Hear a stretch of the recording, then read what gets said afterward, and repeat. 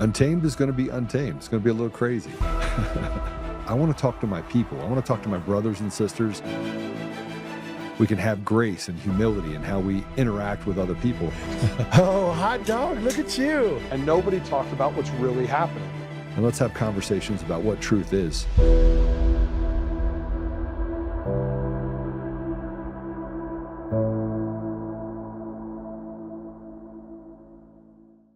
Hi there, it's Patrick. Happy Thanksgiving, everyone.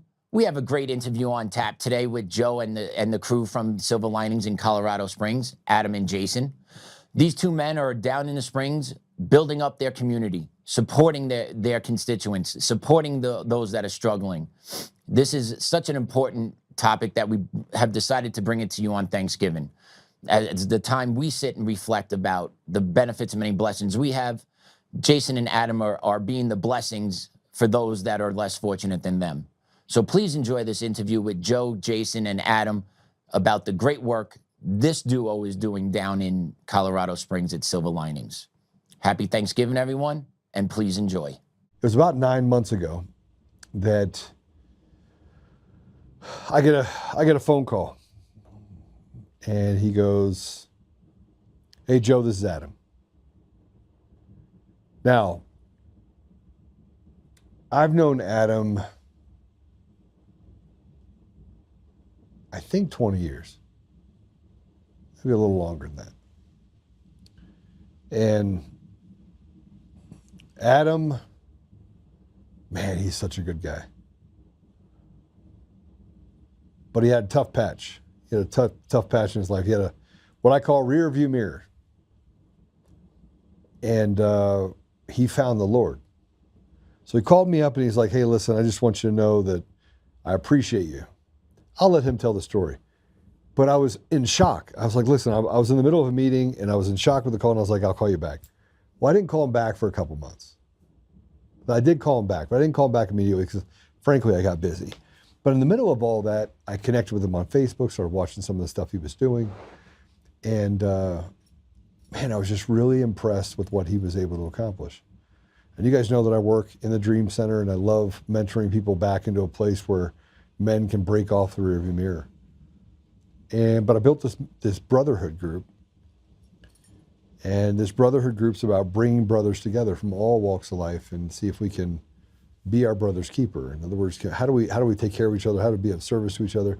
How do we be there to just take care of things? So Adam invited some of the guys that works. He has a recovery center now that he works to, guys that get out of prison or guys that are on the street, and just tries to give them an upper hand. And it's all based on the foundations of Jesus. And I met these guys. Man, I was out of town the first meeting that they came to. I was driving with chickens for my friend. And we had a brotherhood meeting. And they show up and they told their stories. I'm going to let them tell their stories to you. But you could just feel it. You could just feel that these are just great men. And so I'm going to take the time. I'm going to walk through some stuff with these men. And I'll let them tell the story. And then I got to meet another young man on Saturday. We were out helping Dave. And we had to move a hot tub. And I basically asked, I was like, "Listen, brothers, I need help. We had this hot tub from one of our brothers to another brother's place, and I want Dave to be comfortable, all the things that he's going through." And I had a podcast that I do on Saturday. I had this special reveal that we were doing with Dominion, and he just said, "Don't worry about it. I'm going to show up. I'll handle it. Just send me the address." So I did. I ended up going over there. We helped. Thank goodness we had all of us, because this is like a 1,000-pound hot tub. But they showed up and they spent their entire day in service to someone they didn't even know. Didn't know anything about them. So I just want you to know that I have never felt so alive as I do today, yet so disappointed and disgusted by what we have in our leadership. And I look at it and I'm like, man, we have got to start standing together in this. We've got to find a way to bridge the gap between people without judgment. I mean, obviously evil's evil, right? But there's just something that happens when you can come together and you can support each other. So I'm not going to waste a whole lot more time. I don't, is he on or no? What's up, my brothers from another mother? What's up, Joe? How you guys doing? Well, about to cry. I don't feel like we're worthy of that introduction, but thank you. No pressure. No pressure. This is your 1-year anniversary of Silver Linings. We got the T-shirt to prove it. All right, first, you got to introduce each other to the audience. Please say hello. Say hi. Thanks for having us, Joe. My name's Adam Alexander, and I'm a soldier for Christ, and I'm blessed enough to be the owner of Silver Linings Recovery and Halo Reentry. And anything else I am is because of him. Hi, my name's Jason Newman. I work for him. This dude right here happens to be my friend and my boss. Recently out of prison, and just thankful and glad that I got Jesus in my life. Good friends.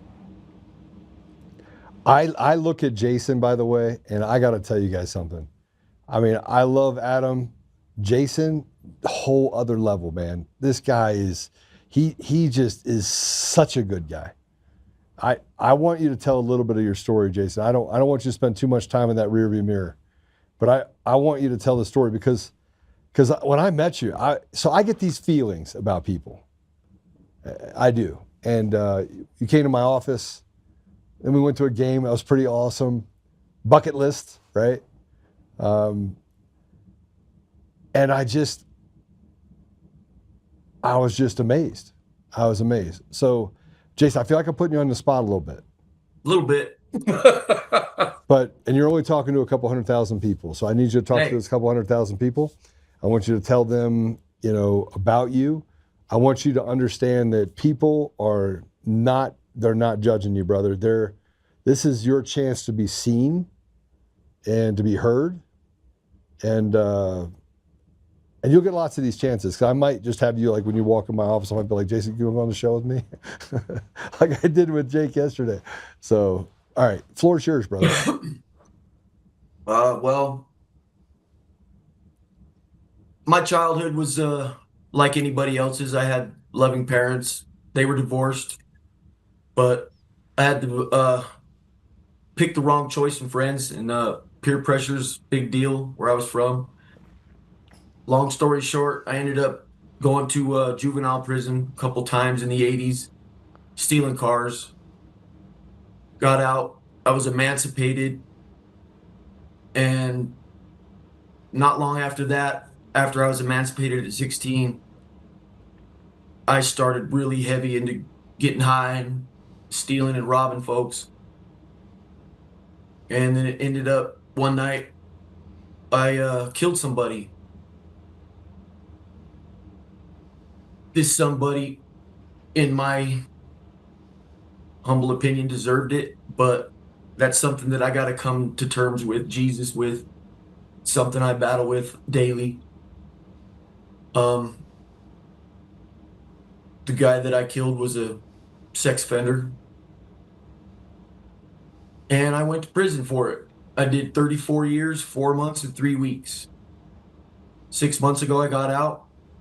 I was sleeping on an air mattress in my buddy's house, not only on an air mattress, but in his infant daughter's room. And every day since then has just been a blessing, man. No matter how messed up it was yesterday or the day before, every day I wake up is a win. And then I got real lucky, and I was introduced to Joe through Country, Adam. And we can call him Big Country. Yeah, Big Country. And that was the abridged version. That's about it. But your life started to change in prison. Oh yeah. You had to deal with this knucklehead next to you. Yeah. We met in Adam, prison. Adam, tell your story.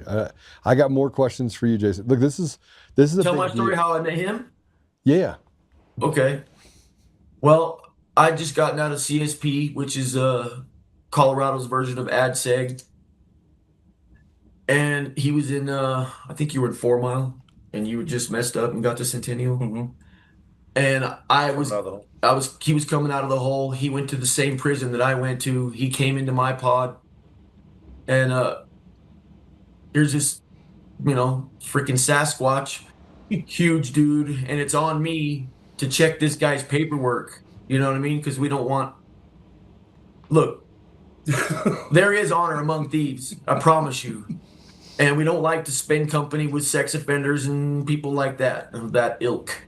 But he came in, and it's on me to check this guy's paperwork. He said, no problem. But secretly, I was like, I hope this dude's legit, man, because, you know what I mean? You're going to have to send 3-4 people after him. And believe me, I wasn't the one that went and checked his paperwork. I sent somebody else. But no, man, we met like, what was it? 4 years? Something. How long? Yeah, about 4. Yep. And we hit it off. We were tight. We were buddies. I went to a different prison. We kind of fell off of writing. We don't really write. And my parole plan fell through. Many of them. And so I called Country one day, and he just said, no problem. And it hasn't been a problem. You know what I mean? He saved my life.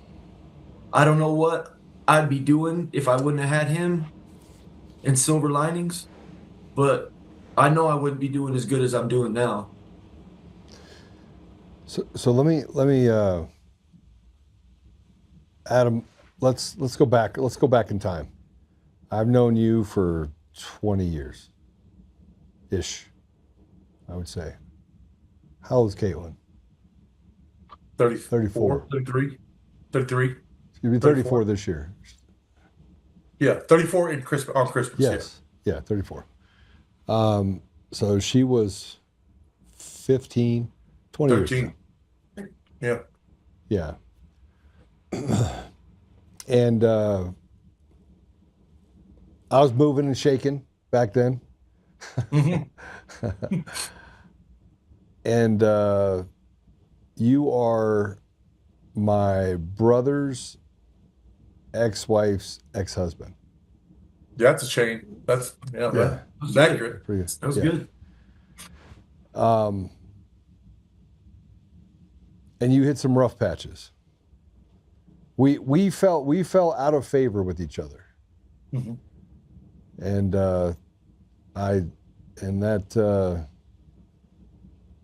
By no fault of your own, for sure. And you're missing a huge part of that story that tells a lot about who you are, Joe.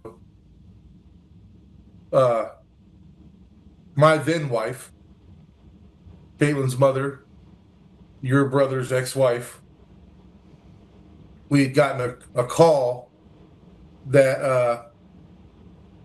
her and her father were going through some things. And he had full custody. And Billy Joe said, that's my ex-wife, let's call Joe. He could fix this. And I said, who is Joe? She said, it's my ex-husband's brother. And I'm like, that's who we're calling? And she said, yeah. It's kind of dealership. And you'll know when you meet him. And we came to your office. And it was instant embrace. He said, well, this has got to change right now. And I think your attorney's name at that time was Mark.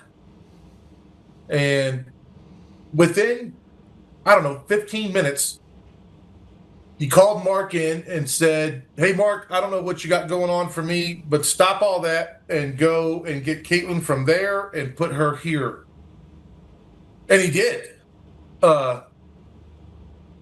Immediately.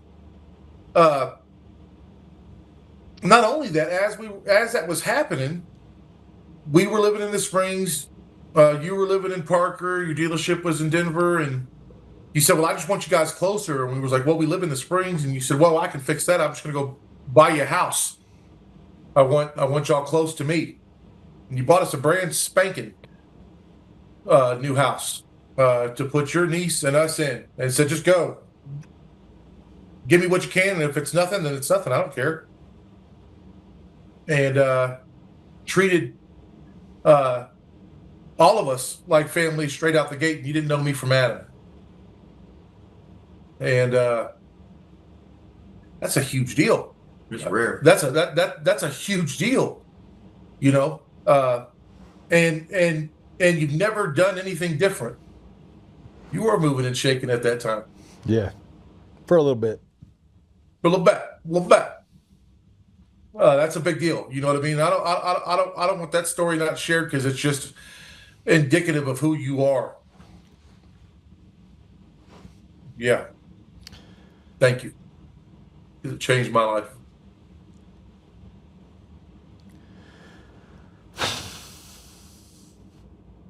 But you've gone through your ups and downs. I don't usually talk about the stuff I did because I think that it's, you know, it's what you should do, right? Well, I am my brother's keeper. I am my niece's keeper. And, you know, you called me, I think 7 months ago. Yeah, somewhere around there. Yeah. And I was busy. And, but I waited a little while to call you back. 2 reasons. One of which I lost your number.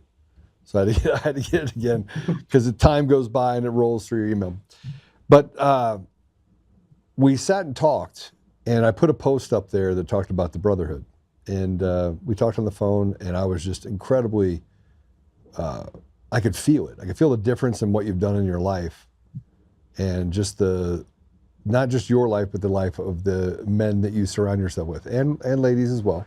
But I'll just say the men have a tendency to get off the unbeaten path. And so we had this brotherhood meeting, and your parole officer came with you. So here's your brother in Christ, who was your parole officer, who works with you now, right? And I'm telling this story for you because I'm so amazed by the energy that you've created. This you know, I call it godliness, and this is actually the most fun shows that I have because I can start talking about the redemptive quality, and I can sit here and listen to Jason. I'm like, yes, and it's a real yes. It's like, man, that's my brother, right? Let's go. Let's do this stuff. At the same time, we got to calm Jason down because he's got 34 years of junk in his trunk, right? But just the fact that you've been able to get out, you made a decision in prison that you were going to do something, and you're like, I'm going to go do this, and you did it. It's been a year. You have a year anniversary of Silver Linings, and tell everyone what Silver Linings is. So Silver Linings Recovery is addiction counseling, homeless outreach, resources, and anything that we can think of that we can fit in that basket that's going to help people. It's a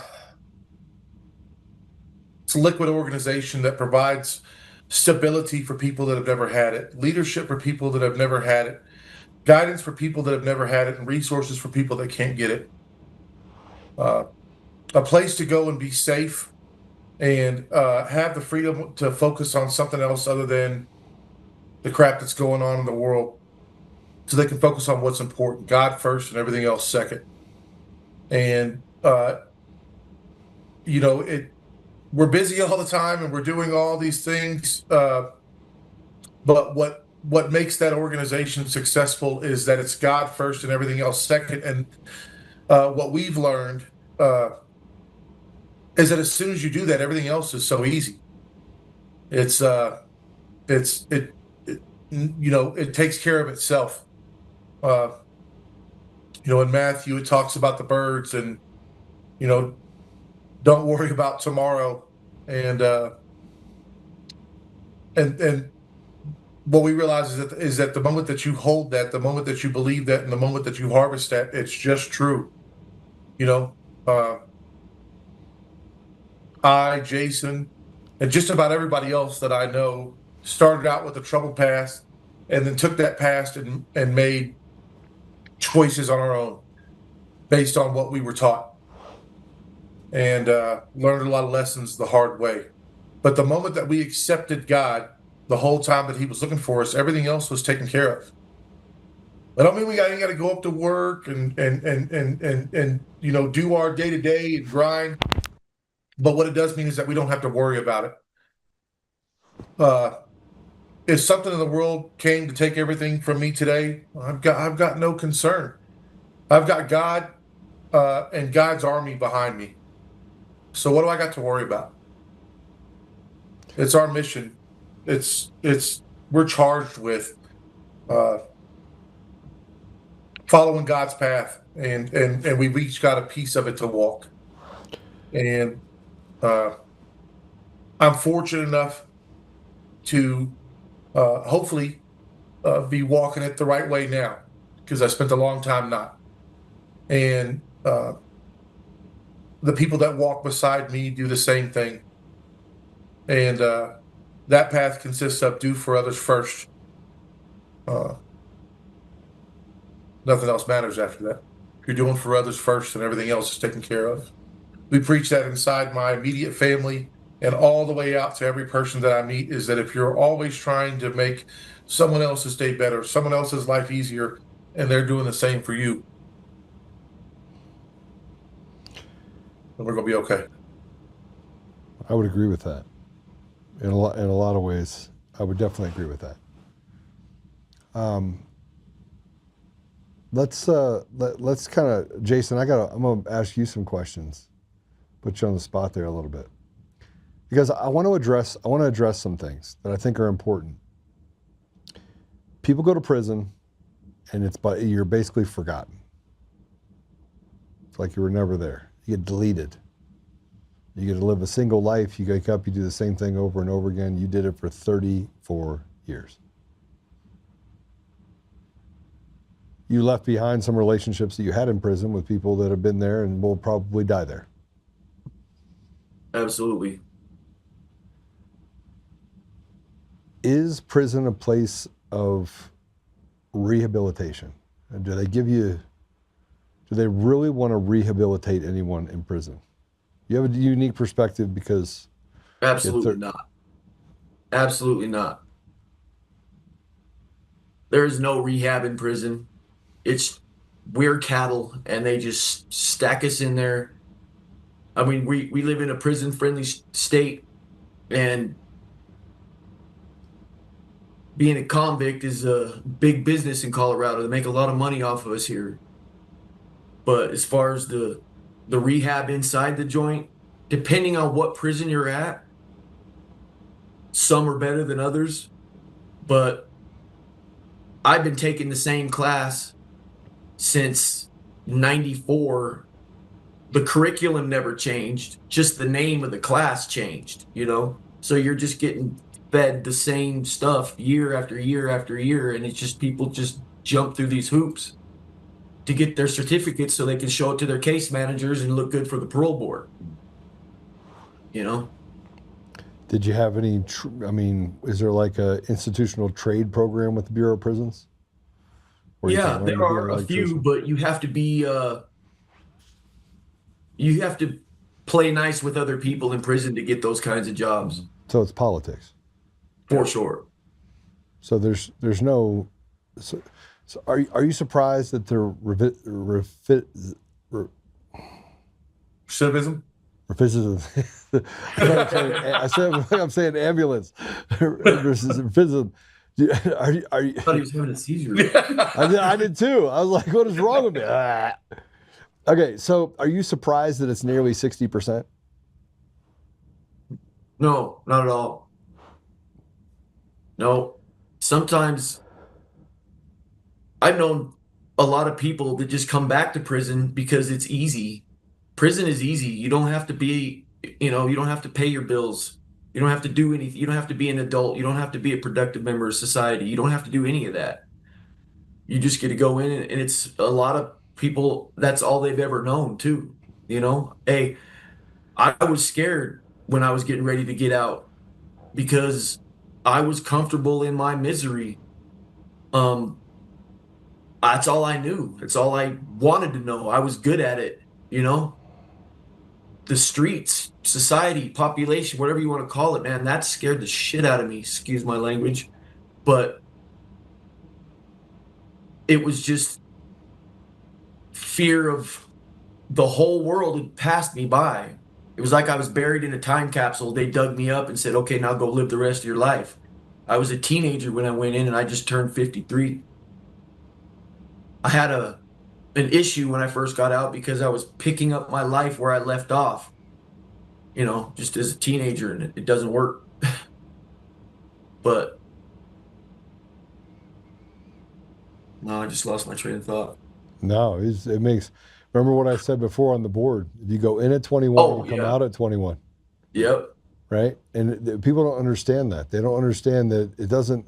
Time stands still for you when you're in prison because you don't have experiences. You don't have, like, they keep the real world away from you, and then when you get out, they expect you to acclimate to the real world. They treat you like animals, and then when you get out, you expect them to act like responsible adults. Yeah.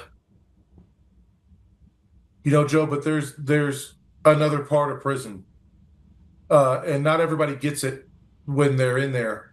There's lessons in life that I learned in prison that will stick with me forever, that made me a better man. Things that are told to you, but they're not enforced the same way in the world. Starting with your brother's keeper. You make that commitment in there, you will keep that commitment in there for sure, or the consequences are a lot more severe. Don't talk about anybody that ain't in the room. It ain't your business. Stay out of it. There's a lot of lessons that you learn in prison, that if you're looking to learn a lesson, you'll get them.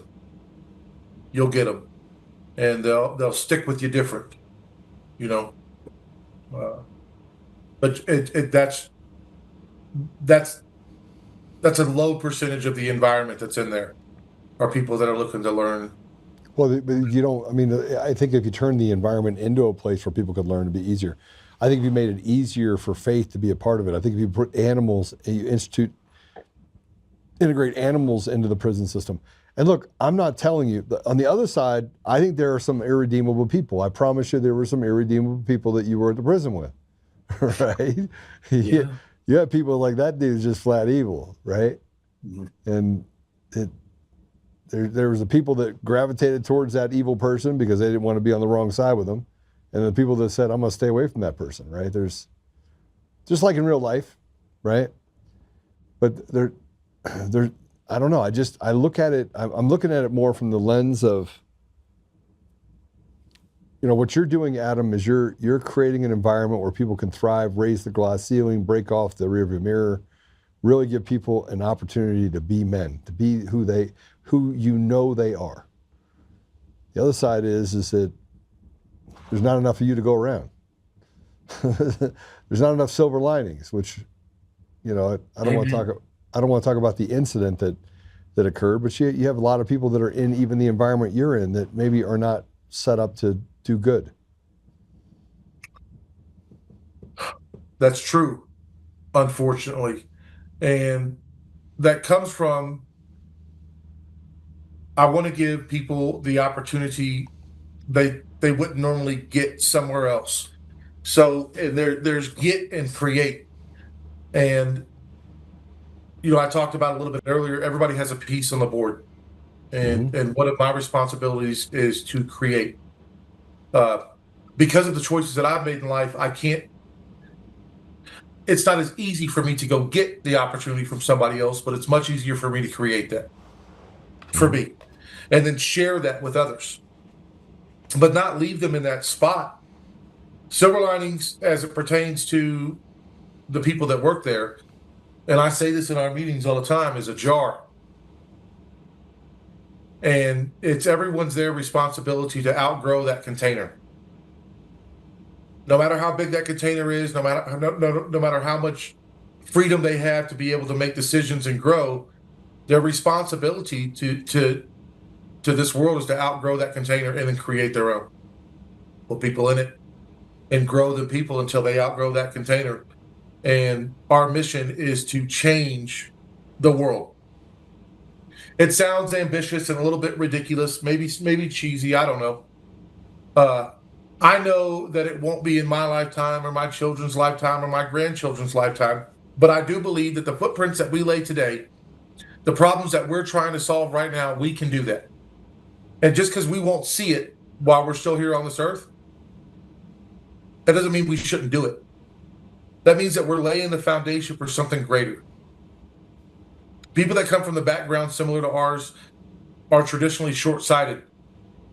It's the quick high, the quick fix, the quick money. And that's not what we're wanting to do, because that's what's damaged this society. It's immediate gratification and me. You know, as opposed to creating a foundation for something that's going to make this world a better place and doing it for somebody else. You read the Bible, and I don't think it ever says anything about Jesus' house. You can't go to Bethlehem and say, well, that's where it was.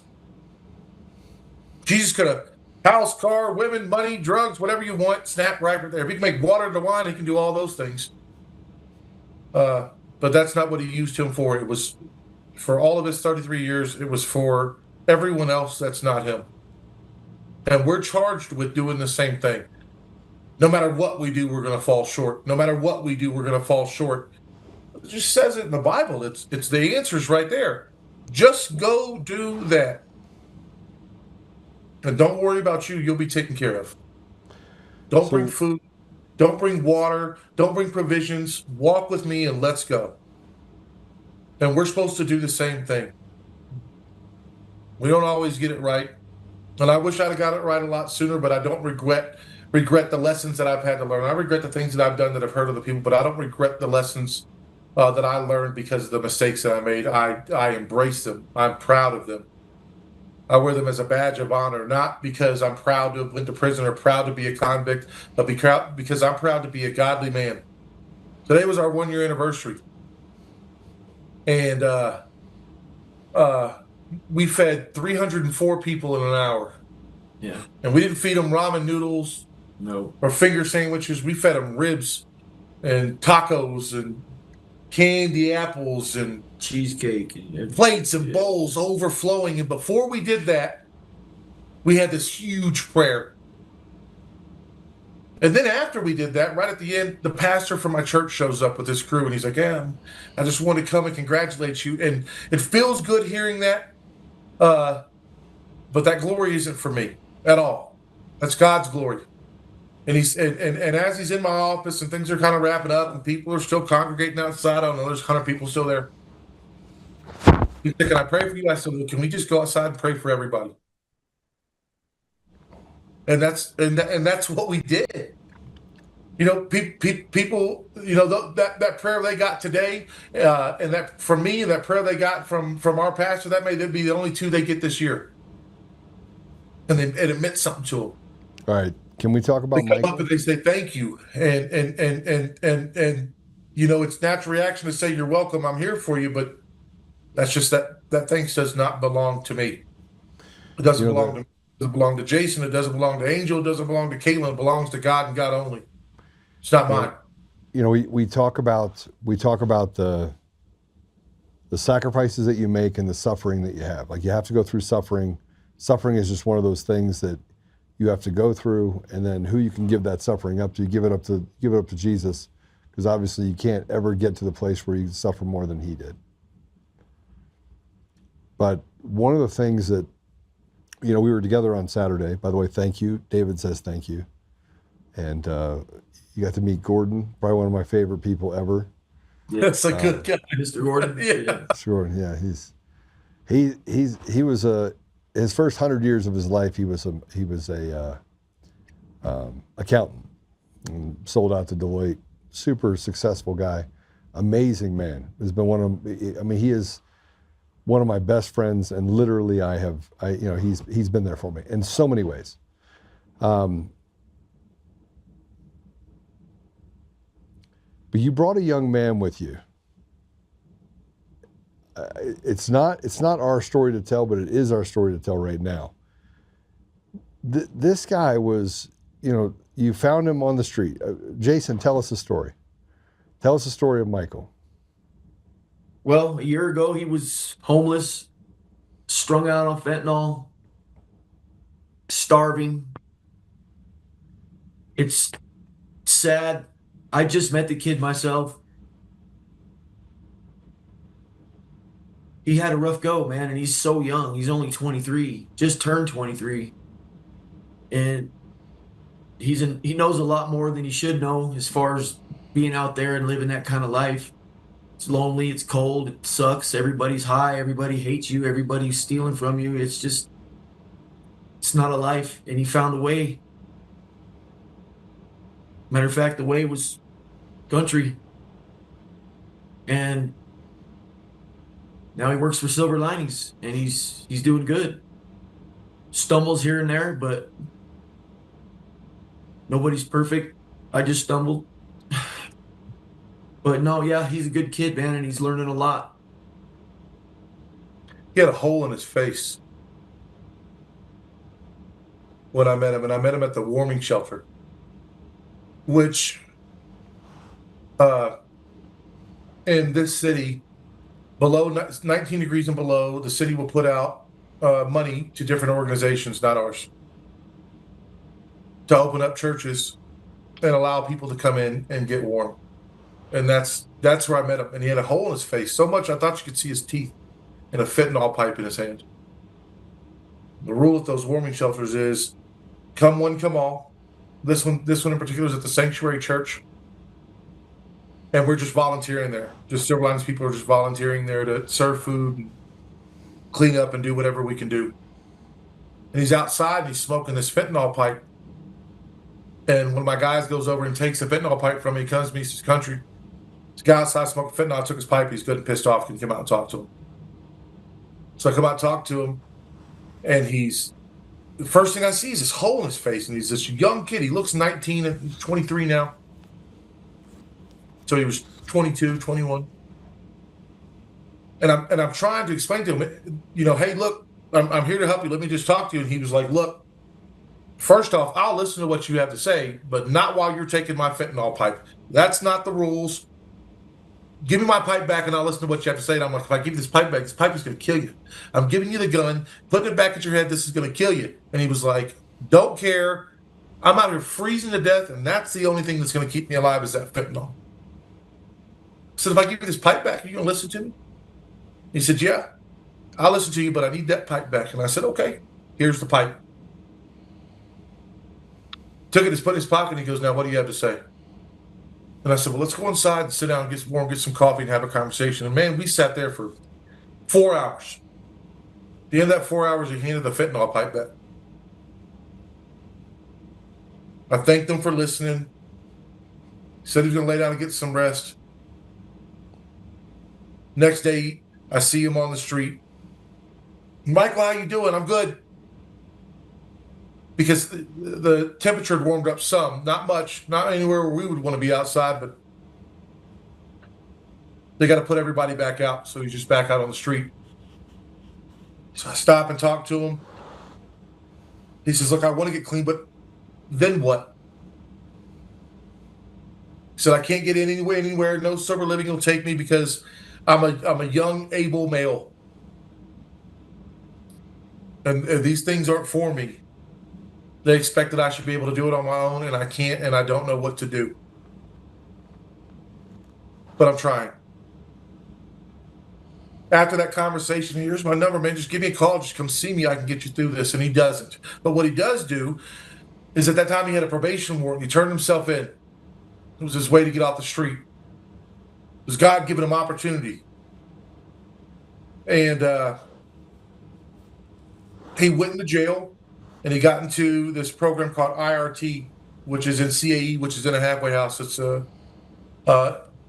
intense rehabilitation therapy, 90-day inpatient program. And by circumstance, the people that run that program ask me to come in and speak to the people in there. So I go in just to give a normal conversation with these gentlemen, and he comes up to me and he goes, "Do you remember me?" And I said, "No, but don't be offended. I'm meeting the people." And he goes, "Michael." And as soon as he says that, I see him, and I'm like, "Oh my God, Michael!" And he's fat and happy and skin glowing, and he was like, "I'm clean." And I just hugged him. And I start crying. And this is before I start talking to this group of men that are going through a struggle. And at the conclusion of that, I don't like to go in there because I hate to promote Silver Linings because I feel like I'm promoting my business. But I don't want to do that. So I promote this industry. And he says, "I'm getting out of here soon. Can I come see you?" I said, "Absolutely." And before I know it, 90 days had passed, and I walk into my director of operations office, and there he is. He said, "I'm here, country. I got my certifications. I'm doing this." He's like, "I'm scheduled for an interview. I'm scheduled for my second interview." And I said, "Well, good luck at that second interview. I hope I see you." And sure enough, he got that second interview, and he came in, and he's been guns a-blazing. He started out on the street team, which is guys that go out and do direct outreach on the street, on the trails, and everyone knows him because he's so fresh from there. He's such this young face. He sticks out, and him doing that shows the people that are still out there that he knows that he was in the tents and on the trail with. You can do it. You can do it, and not only can you do it, he'll help you, and so will all of us. Our organization works the same way as our family. One person brings you in, we all love you. You got one of us, you got all of us. But he was on the street for 7 years, right? Say it again? He was on the street for 7 years. 7 years. 7 years. 7 years to 22, so 15 to 22. 15 to 22. Abandoned by one because there wasn't anyone left. A baby. A baby. And he is a QBHA certified peer recovery coach right now, and he is so proud to be doing that. He's changing people's lives while changing his own at the same time. He's setting up a future for himself. And he's in the SLR, he's in the container right now, and he is growing quick. And I can't wait for the day that he breaks that container and has one of his own, because that's how we're going to change this. That's how we're going to change the world. That's how there won't be 304 people coming in the building, or tomorrow another 1,000 or whatever it is. It'll be people like Michael Lala or Jason Newman or Caitlin Oltmann or anybody else that's at Silver Linings that go and create their own containers and change these people. When we run out of clients, we'll just go do something else. It's okay. I'll come work for Joe. Put yourself out of business. Know what they say? Put yourself out of business. That's the goal. Put yourself out of business. Yeah. You put yourself out of business, and you just go, yeah. You're like, okay, well that was great. Nobody needs me anymore. That's awesome. Yes. Absolutely. You know, one of the things that hit me when you go from one life, I always say the difference between you and I is that when I was younger is that you got caught, I didn't. But one of the things that as you start to mature your life and you start to accept Jesus as your Lord and Savior, as you start to get involved in the part where you start reading scripture and you're like, man, I really don't, it's scary because you're reading it and you're like, I don't want to be that goody two shoe, because you still have this hard exterior. Like, I don't want to be the guy that's that good. It's hard. It's like this transition. You go like, no. I'm going to get to the part where I can say, F it, which is the two words that put men back in that position, put anybody back in that position. Just say it only takes a couple little stumbles and you're right back in it where you were before. Mm-hmm. But you're deathly afraid to get back there But you know you're going to go back there. So once you have one stumble, you're like, F it. I'm going there anyway. Because you're afraid to be who you know you can be. Right? And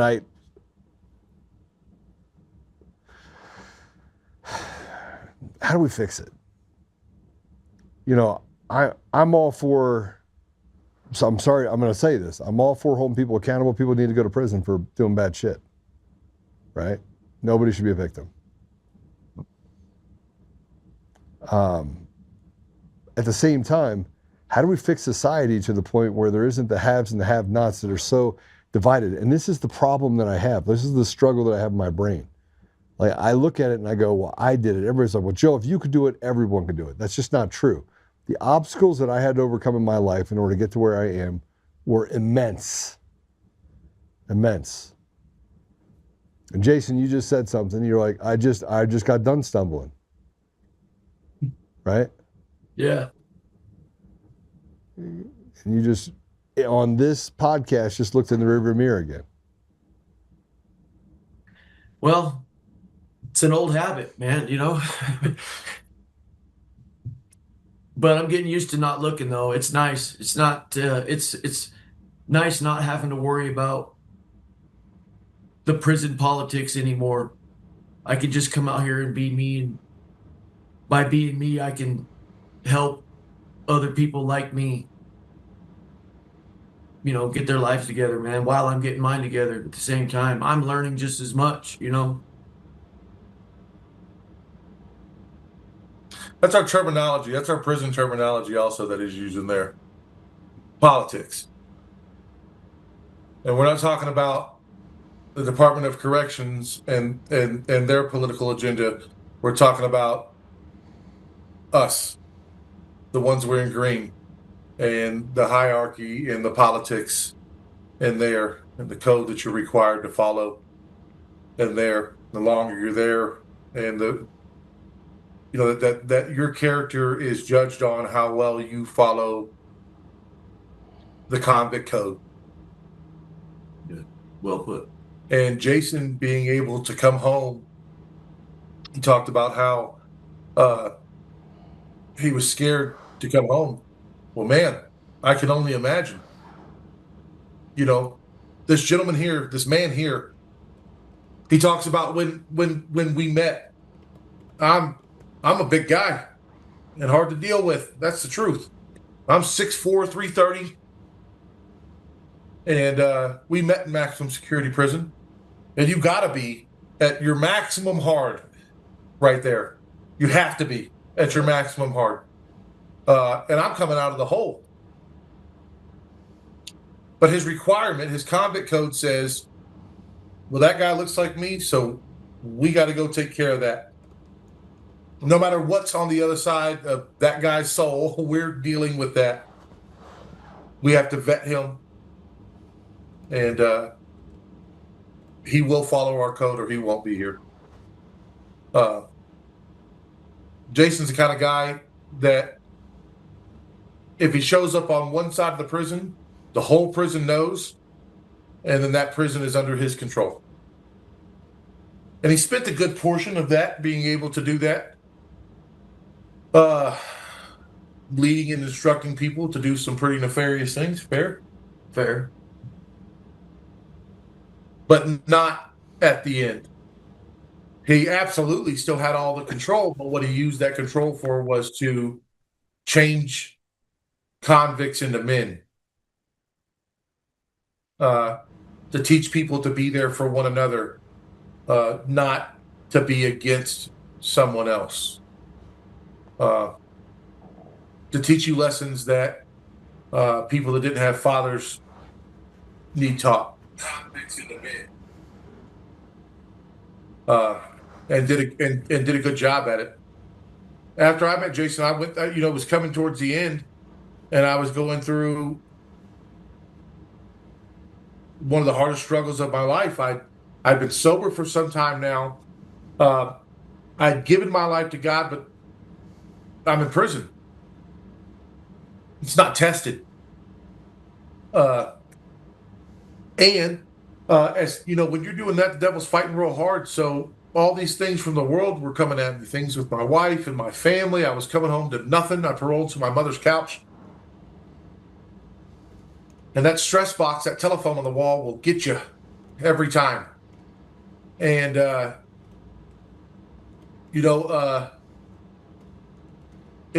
not many people will get to experience being, a hardened convict in maximum security prison and then crying on the phone to your mother or your wife.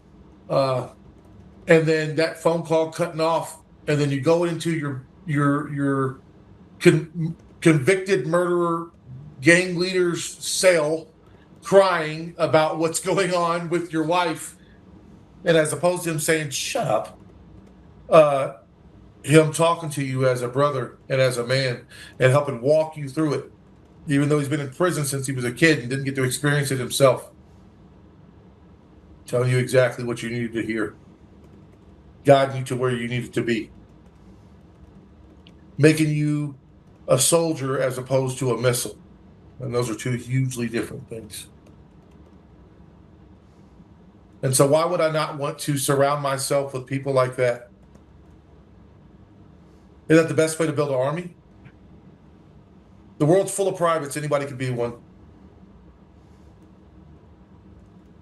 But there's a bunch of captains out there that you can surround yourself with, and they will create more captains. They'll create more lieutenants. They'll create more generals, and that's what we want. We want the strongest army in the world. And that army must be for God and nothing else. It has to be first on everyone's list. You can't succeed otherwise. And any level of success that you can attain outside of that, it's empty. It's nothing. It has no value. It has no strength. It has no purpose. It's not your own.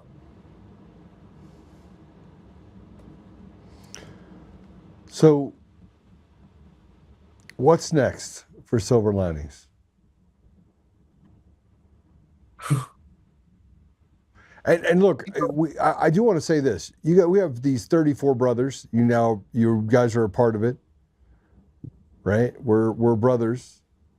You have guys in that group that are worth $100 million, $200 million. They treat you guys any different? No. Well, matter of fact, they I feel like they treat us better than we should be. Right, yeah. They drop off food, drop off stuff to you, try to help you guys out, right? Non-stop. The organization? Non-stop. It's amazing. And whenever I was talking to Jason, Chris, and Jeremy, I was telling them that, the meeting before, I forget the brother's name, and he's an older guy, and he was like, when he was telling his story, it was, one of my claims in life is that every satellite on Mars has my fingerprints on there.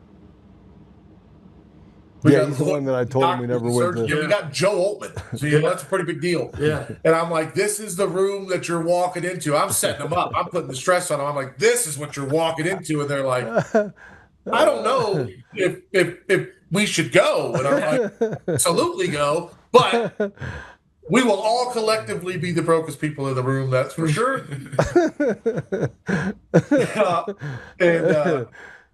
I told him we didn't. I said we didn't go to Mars. He got pissed. He's like, yeah, or we didn't go to the moon. He's like, yes, we did. I was like, no, we didn't. No.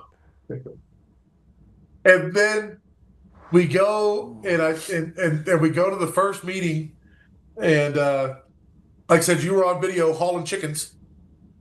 Add that to the resume.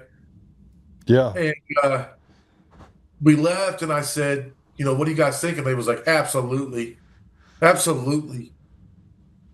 We go to the second meeting, and you put in the message, hey, I got the suite. Y'all want to just do this at the suite? And so I looked back in the car, and I was like, hey, Joe's got the suite, the Nuggets game. Y'all want to just go there? And they was like, now? And yeah, so they go in there, and their eyes are just, who is this guy? Bucket list all of the way. And we left there, And I almost got jumped by security for my podcast. yeah.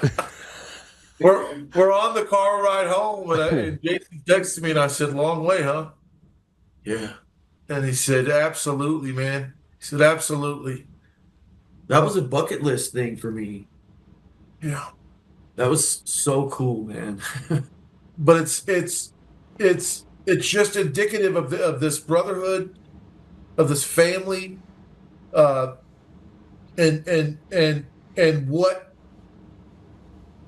we want in society. And Joe, you've got this extreme surgical ability to bring people together and enhance their character traits so they got a platform to be able to do that.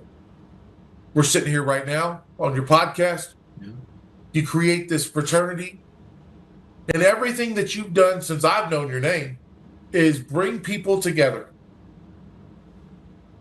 And you're right, you were a different Joe 20 years ago, spiritually. Yes, I was. But even in that part of your spirit, look at what you did. You kidding me? Well, You know what I mean? It wasn't to show off. Yeah. I'm Joe. I can buy you a house and give you a car and give you a lawyer. You didn't just do that.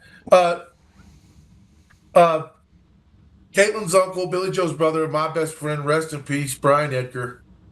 There's another one. You said, "Hey, your direction is going the wrong way. Let me fix that for you." So I created this business for you, Ancient Ferns. Here is a brand new dually. Here's a Home Depot card and a Lowe's card. Don't worry about paying those bills. Go and do great things. But before you do, go pick up this white-on-white Lincoln from this other dealership, and here's my credit card. About this. Take that and go do your worst for the weekend, and then start work on Monday. And he, in my opinion, I think he did a good job. We call it the MIA weekend, the Millionaire in Action weekend, and he did everything. And he shows up on Sunday with a vomit-covered Lincoln, and your credit card gives it back to you, and you laughed it off. Like you laughed it off. And Billy Joe is calling you, "Joe, I can't believe you did that. What do you do? How much do you spend on your card?" You're like, "I don't know. I don't care. Well, I don't know." And I think you spent like 40 grand that weekend.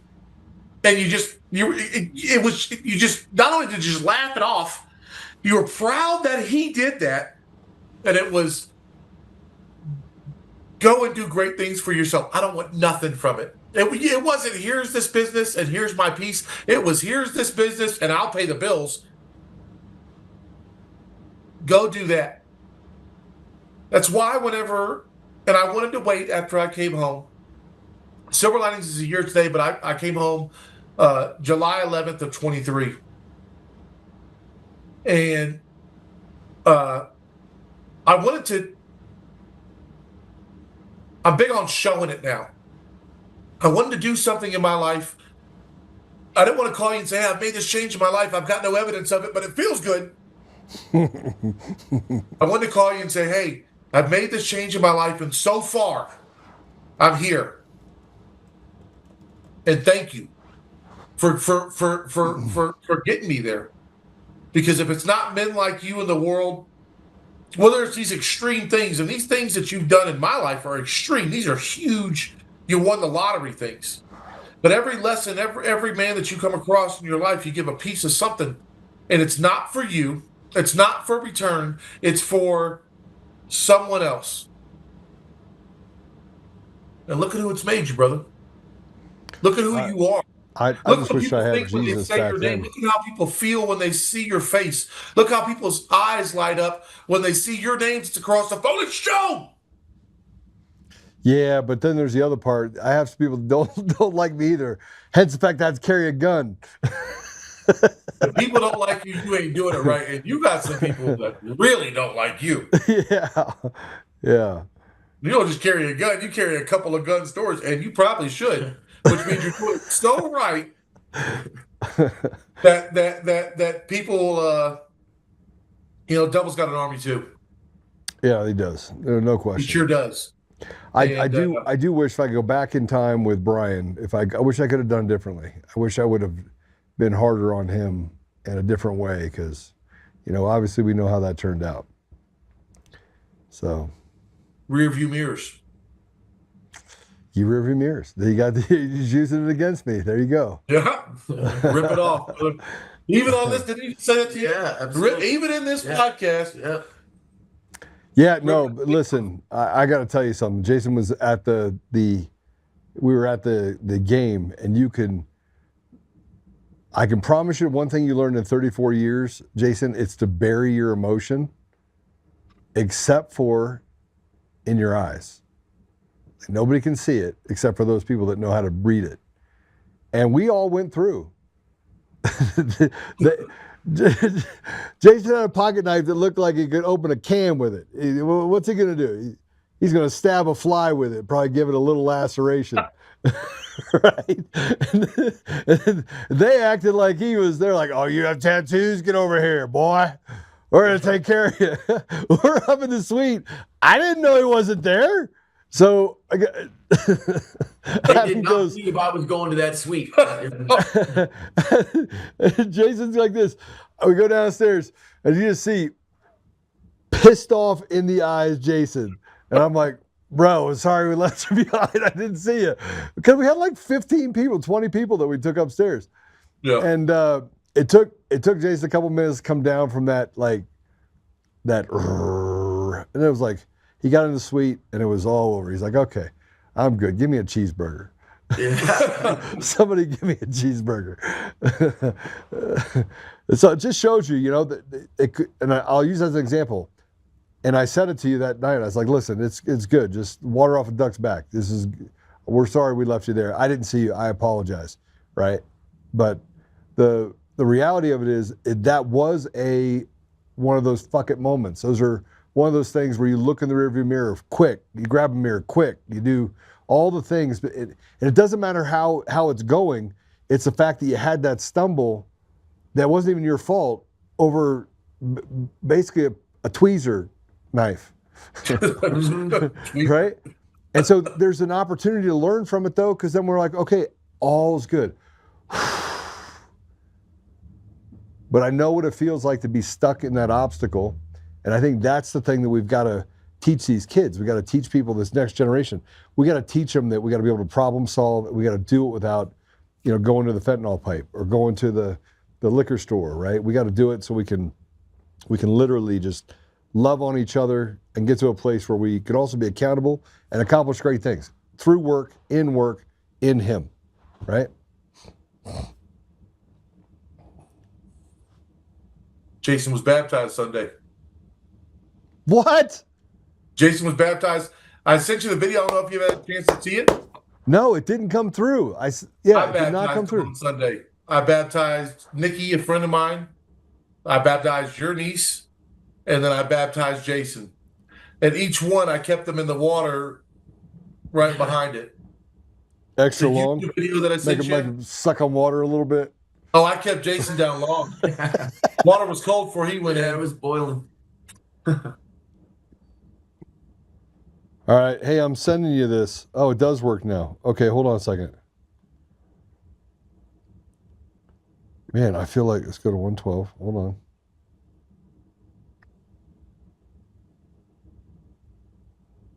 So you get three. If you're going to 112, it goes Nikki, shows her video, and then me baptize her. Then Caitlin's video, and then me baptize her. And then Jason's video, and then me baptize him. So at our church, you go before and they do, 45-minute conversation, and they condense that down to about a 3-minute video, and it's your testimonial.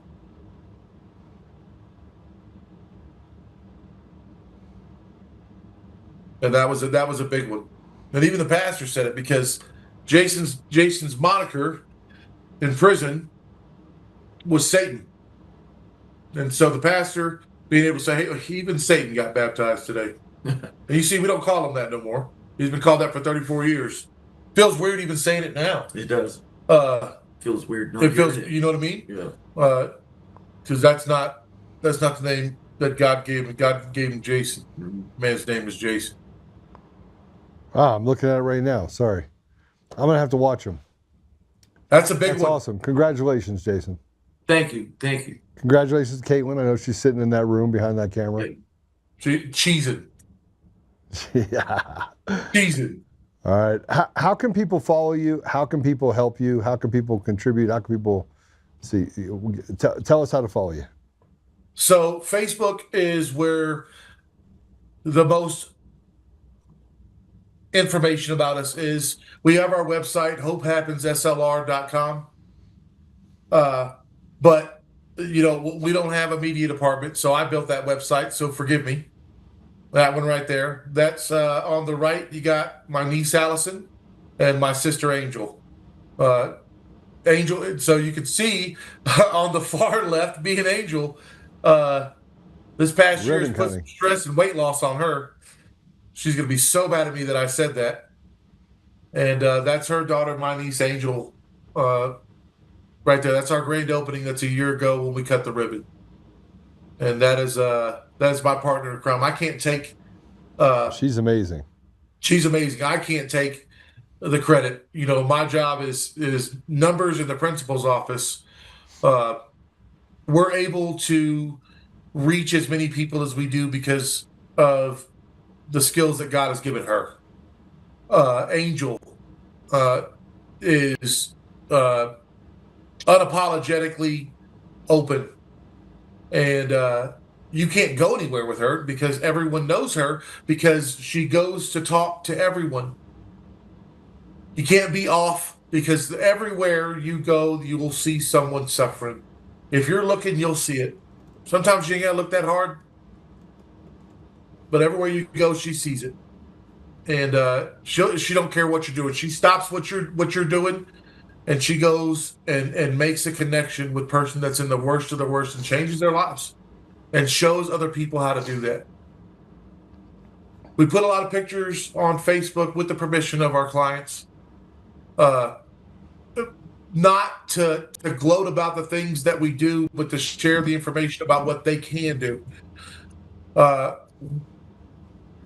We want people to know everything's here, all the resources, all the tools that are available, and all the ones that we can create. We come up with some new ones together right now today. Are right here.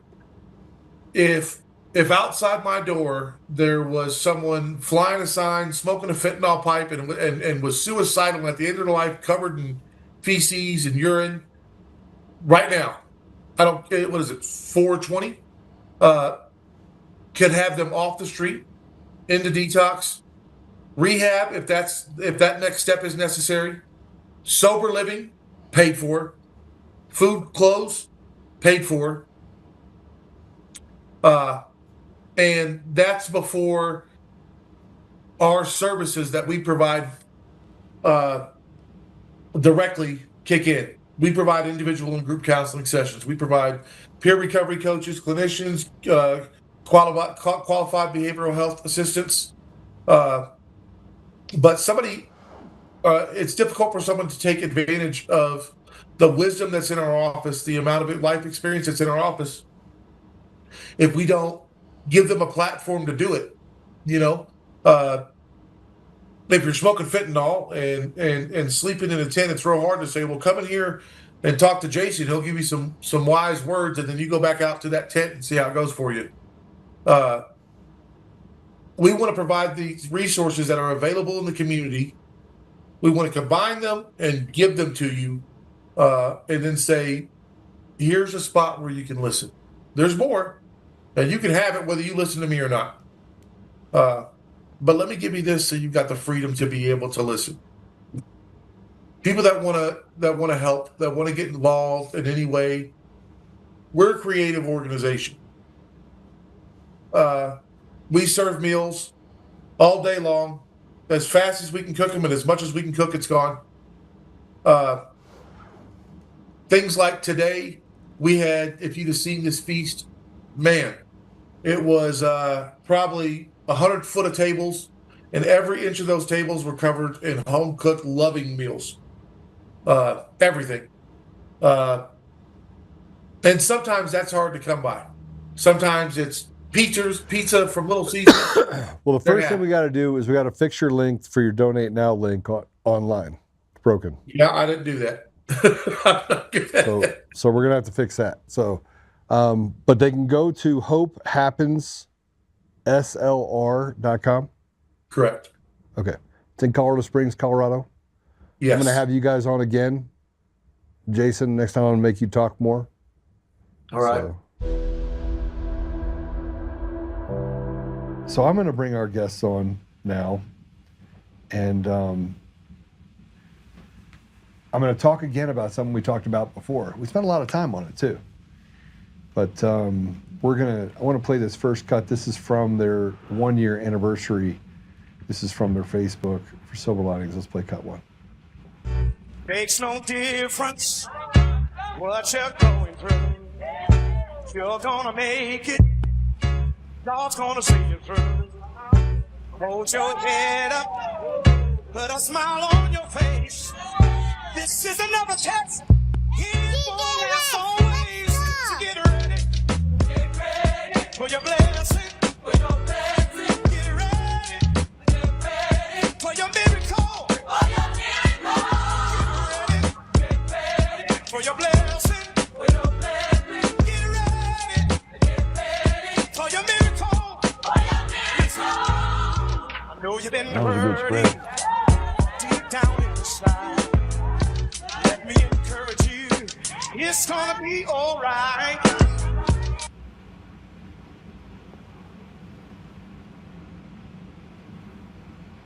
It's pretty cool.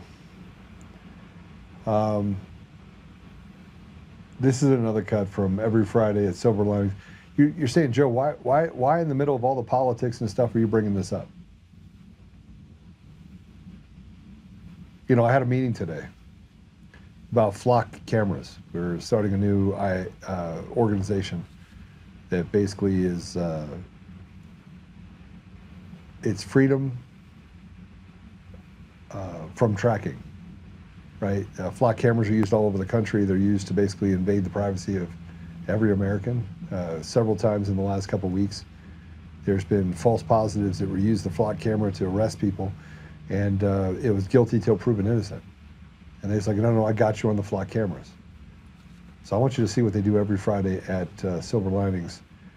We have got to do stuff that brings us together and transcends these things that we talk about on the football team. I don't have a team. I have people. So play it. Work hard. Be somebody. And be something more than what you see in the mirror. Let the world be your mirror. Don't let them judge you. That's it, baby. Silver lining. That's it, baby. We're out here helping people. Thank you, God. Thank you, God, for it.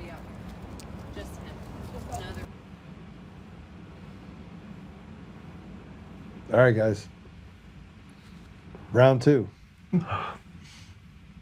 Round 2. Bring them on.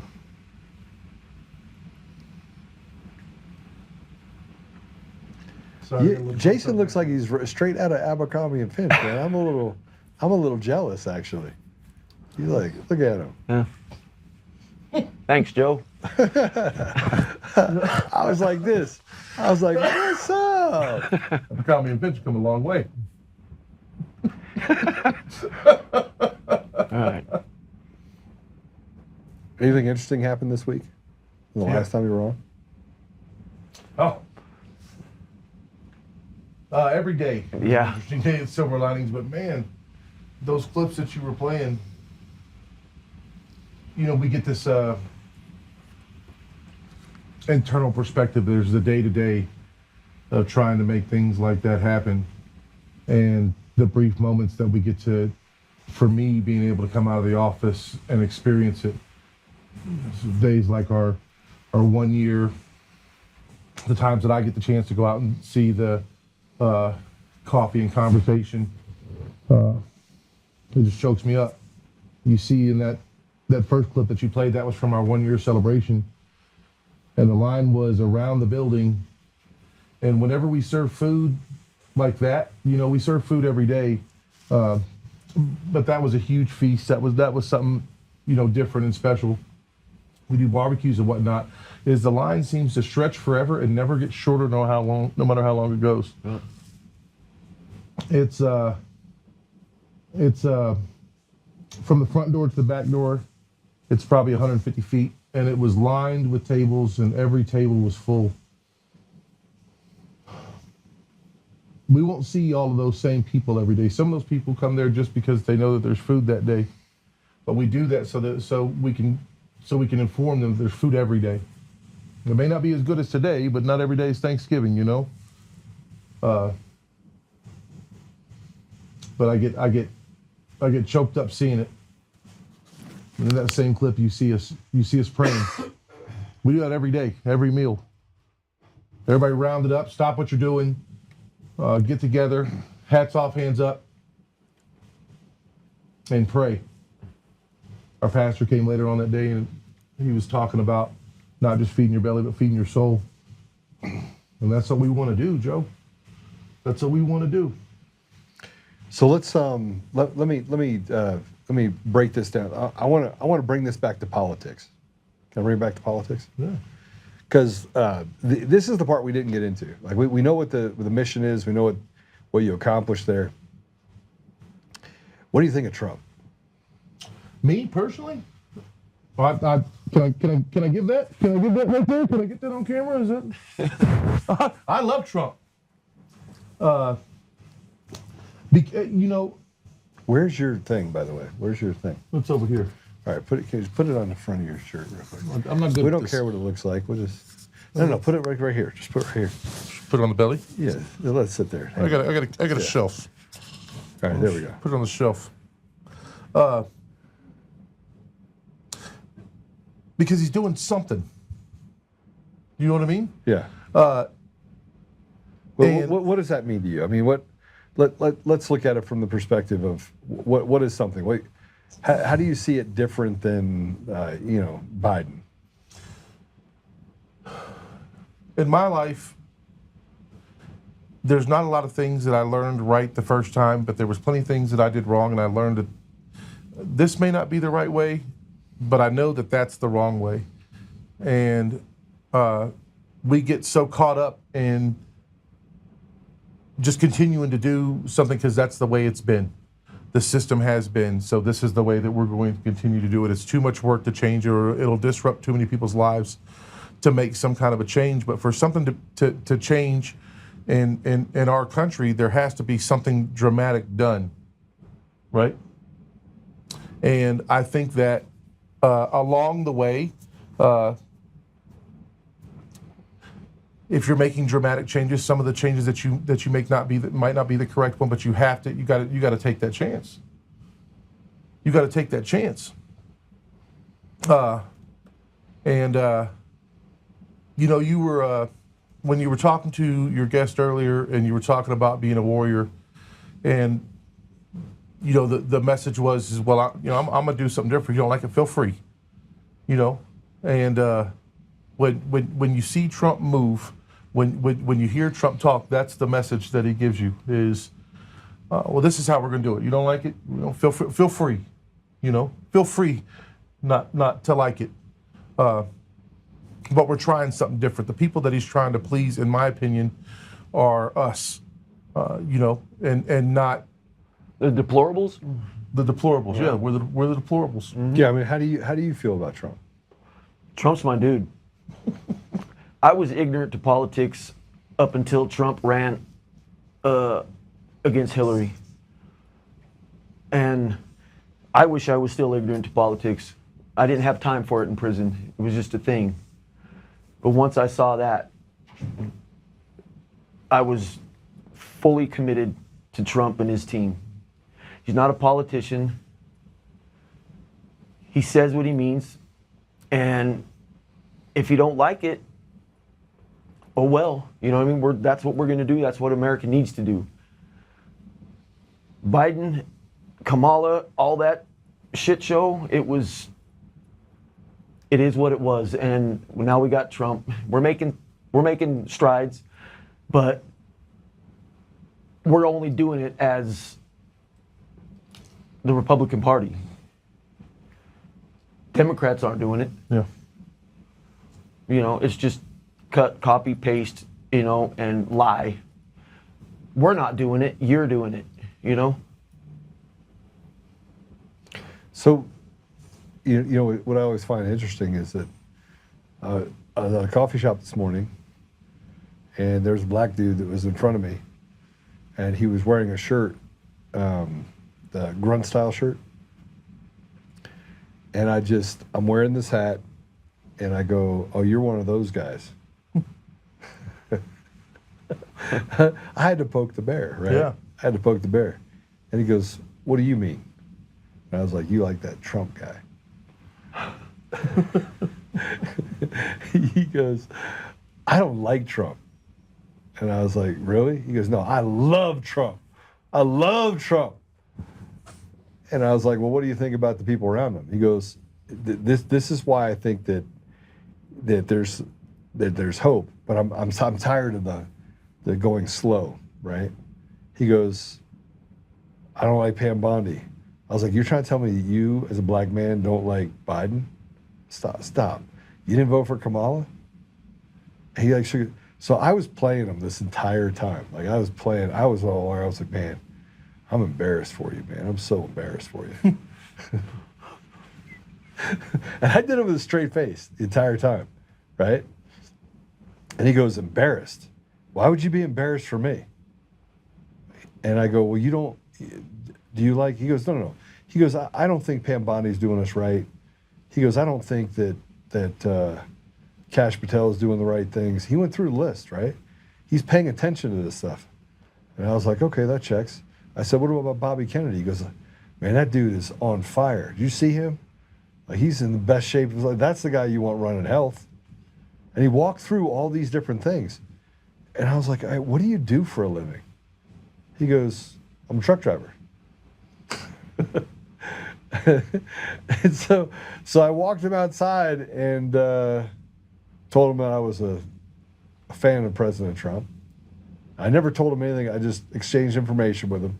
I said, "Well, let's go get coffee and tell him when you're back in town." And I was like, "Oh, by the way, I got a podcast. You should listen to it." So, Ken, I know you're listening, or you were listening, because I saw you in one of the comments, but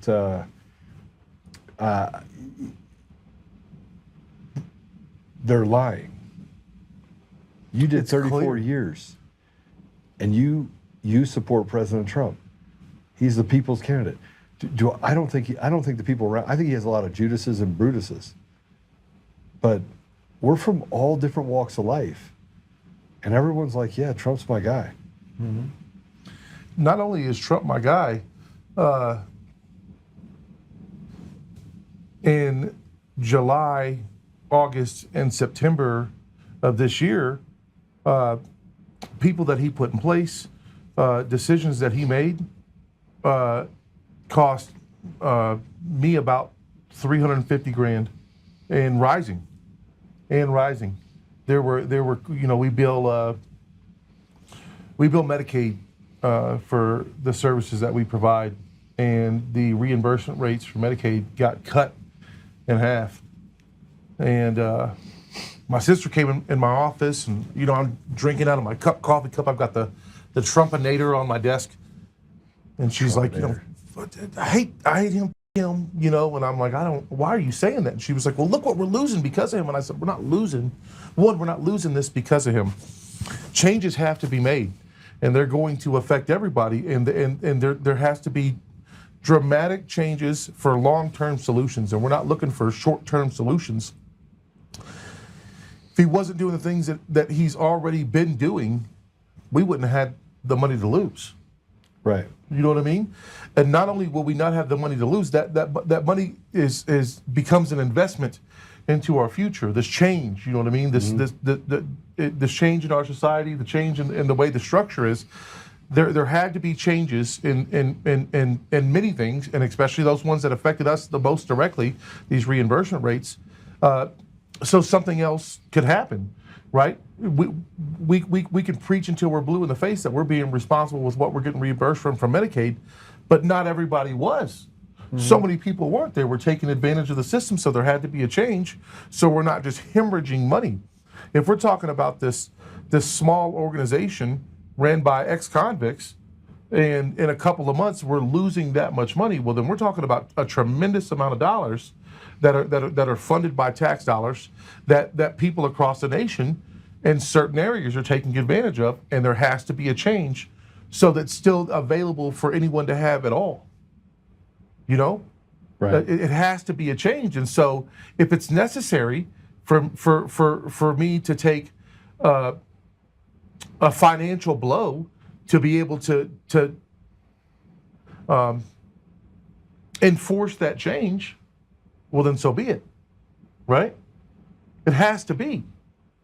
It has to be, and I think that's one of the things is that I think that's a huge difference between, for me, you know, what you see between the left and the right is that there's this, you know, on the left, it's I expect everything, you'll make it happen, and then all you got to do is ask the question, well, where do you expect it to come from? Where do you want this to come from? And then when it does, when we produce a way for it to come, who all do you want us to give this to? And you expect this to last how long? You know, we have to implement changes in policy that are going to affect us long term, and make us to where we're more than just surviving.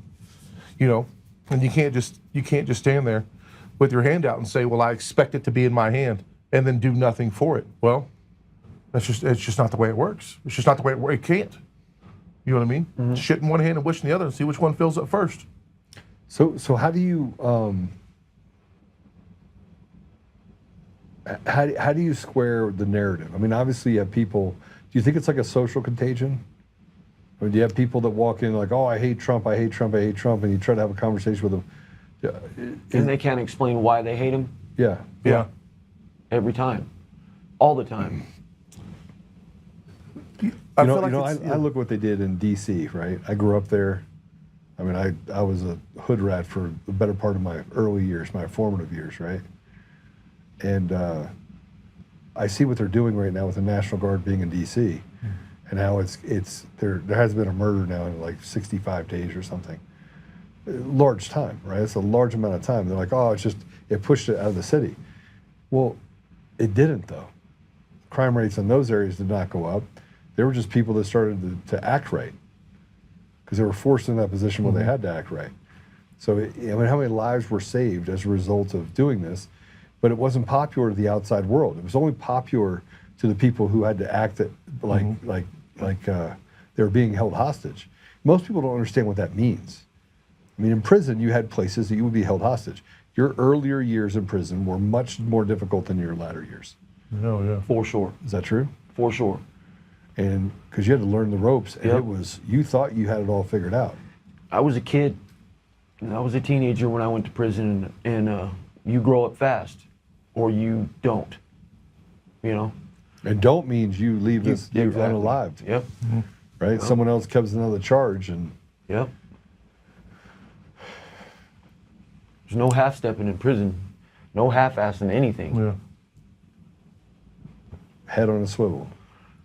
What I noticed, Joe, is that people get, I think people get indoctrinated into feeling like they're forced to pick a side and then be extreme on either one.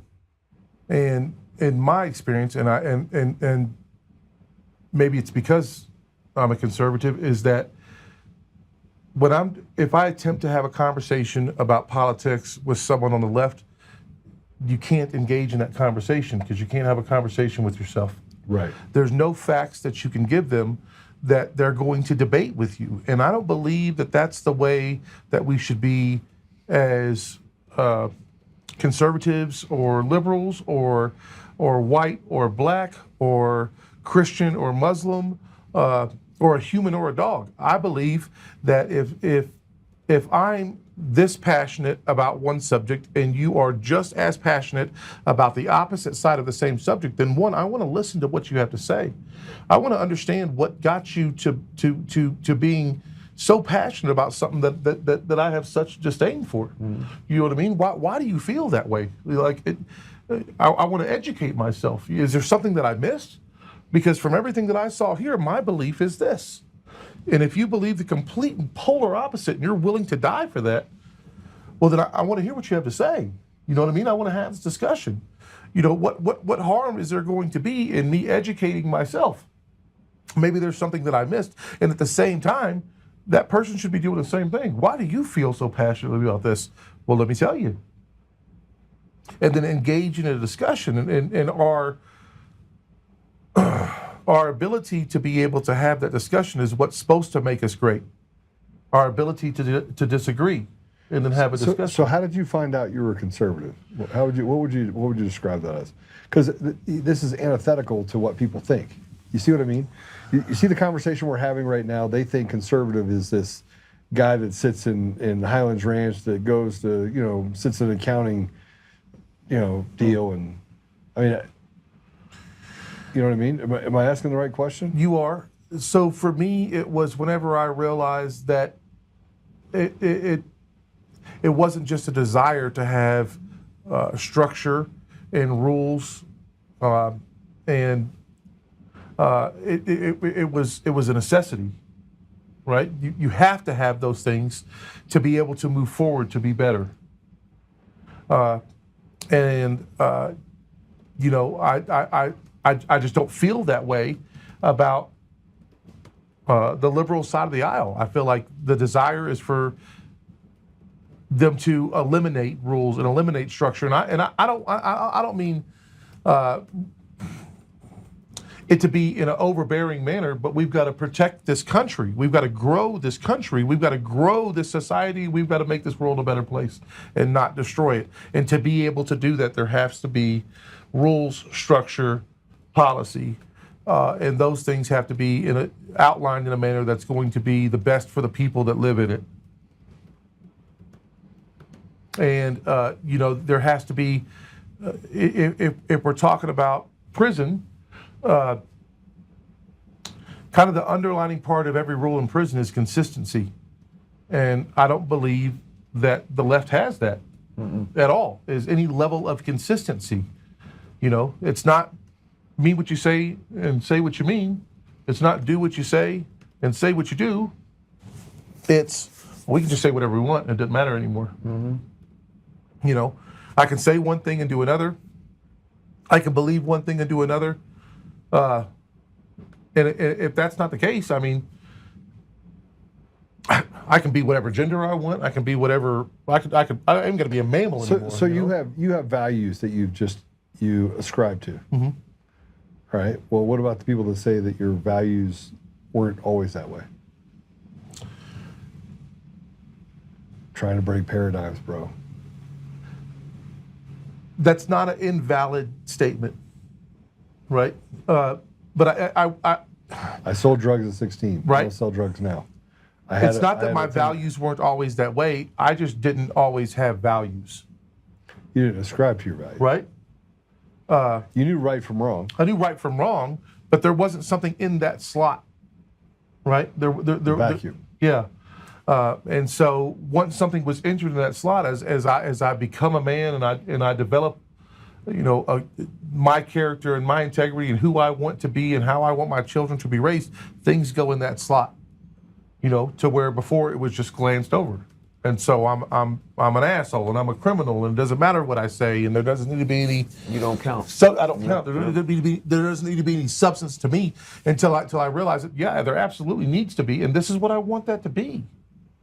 And so something goes in that slot. There's a chapter in that book where there was no pages before. And there you go. Mix that with the ones where there were pages. And that might have been my belief then, but then I learned. You learn, right? You started in a diaper. Well, I didn't pee myself, right? Mm-hmm. Somebody used to have to give me a bottle. Now I feed myself. You learn. And that's the same thing about having a discussion with somebody, is that there's still plenty of things, a whole lot of everything. There's still everything that I have to learn. And how else am I going to do that besides life experience and having conversations with people that differ from my opinion? If I have a conversation with everyone that just agrees with everything that I say, what am I going to learn? But you still have to deal with, and Jason, this is a question for you, because I think that you're new to the real world, right? You're a baby of the real world. You went in as a teenager, you came out as a teenager. You saw my thing upstairs. Yeah. Is that real? For sure. Yeah. I was just talking about that the other day. When I went to prison, when I went to jail, I turned 18 in the county and turned 19 in prison. When I got out just 6 months ago, I was trying to pick up my life where I had left it off as a teenager. It don't work. But my problem was when these people, these Democrats, were trying to make me feel less than because I'm a convict, I'm an American, I'm heterosexual, I'm single, I'm white. You know what I mean? I don't count. But it's that constant, you don't matter because you're not one of us. You're here to do what we tell you. And if you don't like it, then who cares? That's what I like about Trump. If you don't like it, go. You can come back if you want to, but just go. Let us fix this country.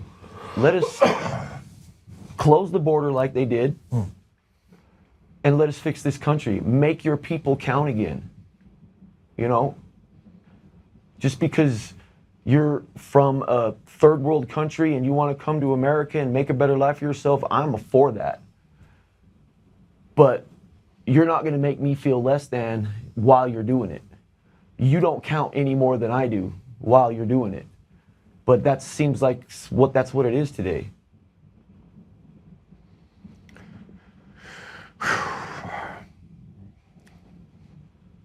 The closing the border thing is a huge deal. That's a big deal. Do you think if people were walked up to you on the street, they'd think you were conservative? You think you'd be for Trump? Yeah. I think so. I don't think that they would be just judge me based on my appearance, but that's kind of what's the stigma's become. Yeah. You know? But I mean, the guy that was in the deal, I mean, most people wouldn't even recognize the grunt style on the shirt. I saw it. I was like, Yeah. I'm going to take a chance here. Oh, you're one of those guys. Yeah. I like having fun with people, but it was a great conversation to have, right? And then you find out that, and the more conversations I have, the more I feel like that we're not. That's why I know that the elections are fraudulent. Like, I know the elections are fraudulent because we have all this evidence. But more importantly than having the evidence, you can see it in societal norms. You can see it. If you go to Aurora, you go to Denver, it doesn't matter where you go. The crowd that says F Trump, case in point, 3 weeks ago, we're downtown. We just got done going to a game. I go over to 16th Street Mall, and there's a guy that's screaming F Trump. There's like 4 or 5 other guys around him. So in normal fashion, I walk over and kind of want to say hi, right? It was busy because we just got to a ball arena. And I have a habit of doing this. I have a habit of just like, well, what's up? Hey, man, so what do you think of Trump? Right? And the guy's like, I don't get involved in politics. I was like, you like him, don't you? His buddy sitting over there, they're up to no good. I'm just telling you right now, they're up to no good. All 4 or 5 of them were up to no good. And I was like, you like him? And the other guy sitting over here said, yeah, he likes him. He's the only one that doesn't like him. These guys were sleeping on the street. And they all love Trump. How? Like, what is it about President Trump that brings so many people? They like to say that black people don't like Trump. They're working. They're working really hard. Yeah. They're working really hard to get people not to like President Trump. And they're saying it as if it's like a social contagion, right? That more people are going to be like, they don't like Trump, they don't like Trump, they're not going to like Trump. Well, I think that I have problems with these people like Pam Bondi and Kash Patel. But I think that's why they have to fix the elections is because so they have done a great job at the con about making you believe that the con. Yeah, if you like Trump, you're a racist piece of shit, right? And that's what and so they have more nationwide outlets that are going to scream that in your face all the time, and the more you hear it, the easier it is to hear. Whenever my girls were out here, right, and you were talking about the Hillary Trump campaign, which was, you could really see a huge division in the country while that was happening. Like that was a huge checkpoint right there. And I remember I'm on the phone with my daughters, and they're so young at that time. They're 10. And what they're used to seeing on the news is he's a bigot, and he's a sexist, and he's a misogynist, and he's a racist, and he's a thief, and he's broke, and it's just not true. And I'm on the phone with my daughters, and they're like, Dad, they're so little, they know nothing at all, Are you voting for Trump? And I said, absolutely. And they was like, I can't believe you're doing that. He hates women. And I'm like, where are you getting this? Mm-hmm. Like, where are you getting this? Like, where are you getting these pieces of information? And then it just spread from there. You can't turn anything on that's mainstream, right? CNN, MSNBC, ABC, NBC, put a B in it, that's it. Mm-hmm.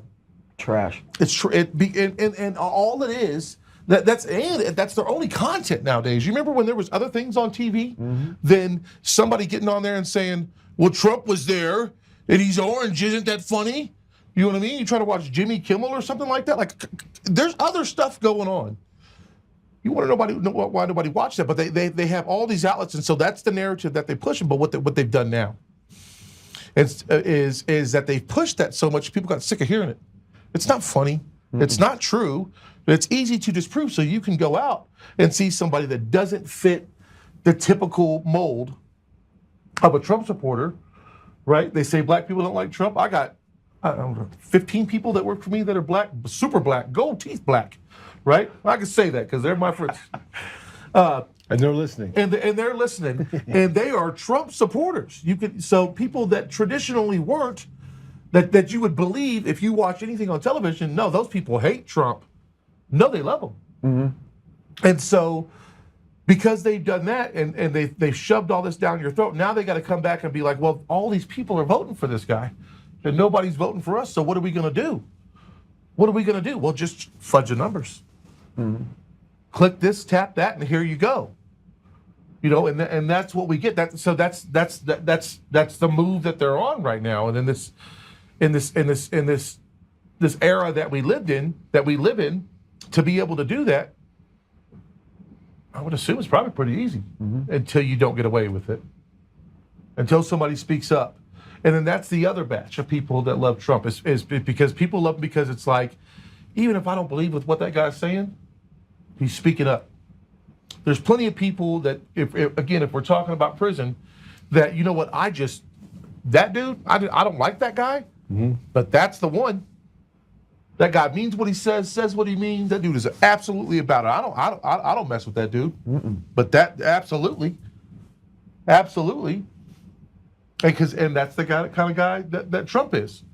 You know what I mean? He means what he says what he means, absolutely. And he's unapologetic about it. He's untamed. He's untamed. Yeah, I like to say that. I've struggled with Con Inc., conservative Inc., people that say they're for you and I call them the first to the door, right?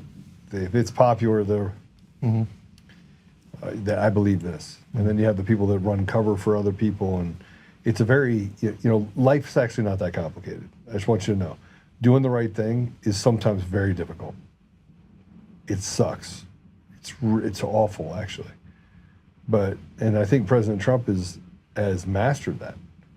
Like he can give it, you can go screaming, right. Kicking. He embraces the suck. He embraces the suck. Absolutely. Right?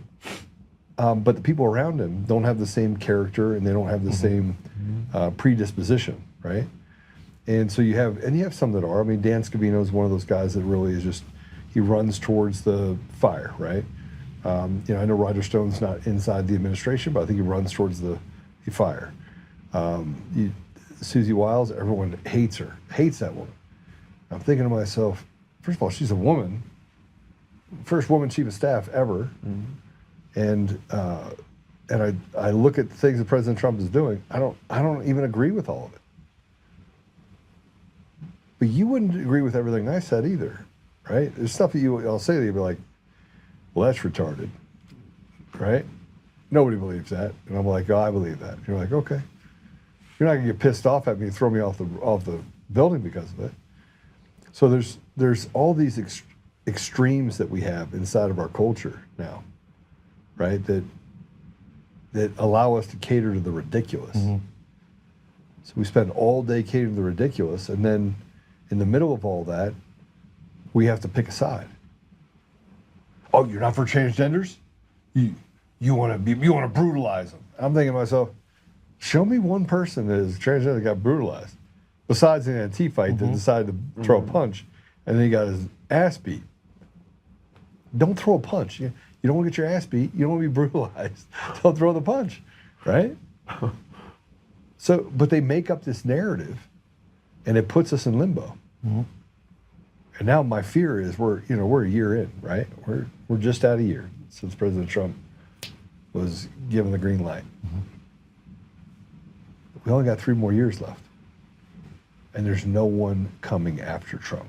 That's what we were talking about the other day, is who's in that spot, who's going to take over there and from there and lead from there. I mean, there's not enough courage amongst any of them, but the aspirations are there, but they don't want to put in the hard work. And you have to. It has to be a continued mission, and that's one of the challenges that we're going to face in a couple of years, is because we started this snowball going, and it's a good one. But if somebody doesn't continue it and just caves, well then it was a speed bump to tyranny of America. Yep, it was all for naught. And this is why I talk about Tina Peters. Tina Peters is a beautiful woman, 70 years old, in prison, 9.5 years for basically getting to the bottom of election fraud. And there's other people that have done it around the country, but in large part, she got the hammer. Yeah. And they continue to lie. There's nothing more. There's 2 sides of prison for her. The group of people in prison that respect her because she went all the way to the mat, and they know that she was fighting for even them. And the people that are jealous that she's in there because somewhere along the line, you got this dichotomy that's happening like this. That's their next victim because this is a person that. It's a trophy. Yeah. Once she turns 70, it actually changes it though, because if they put a hand on her, it becomes a crime. Yeah. But the challenge is that's what somebody like that becomes in prison. Anybody famous, their crime is famous, they're a trophy. And there's plenty of people in there that hate crime or not, they just don't care. Yeah. It says a lot about you that you spend so much of your time, so much of your exposure, so much of your ability to be able to say, bring this person home. And I think that's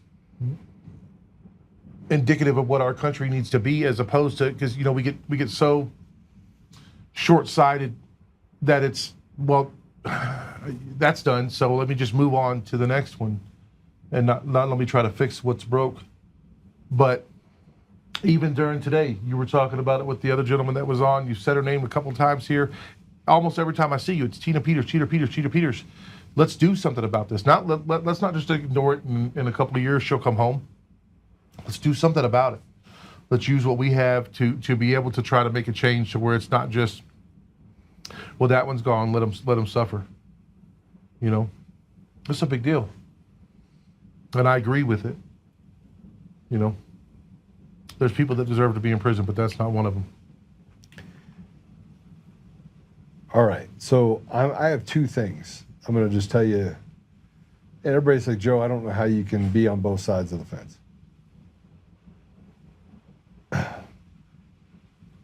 You've been to prison, both been to prison, right? Yeah. You've straightened out your life, you found Jesus, you've gone through this, and you're just in the baby steps of all this right now, right? I mean, really, it's, what's going to try you is most people that say that they're Christian and they end up stabbing you in the face, right? And it is a fear. Like if it's not a fear, it should be. If you've been in prison as long as you were in, I promise you it's a fear you have. Like, how do you react to that? Do you want me to tell you the truth? Yeah. Violently, you know? You only know one way, but you learn that there's other ways to deal with it, but... What's the first instinct, though? It's not good. Yeah. It's not good. It's not good. So I'm going to tell you a story. And this is my learning, this is my teaching moment. Like Jason, you would give the shirt off your back to me. Yeah. No question. I know you would. I was driving down the road. It was 2007. I had just gone through a catastrophic business failure. Didn't want to get back in business. I was defrauded by a hedge fund, lost my development capital. I mean, I went from being worth 20 million to being worth 3 million in 18 months. Like I was the fool's gold, man. I was a fool and his money are soon parted.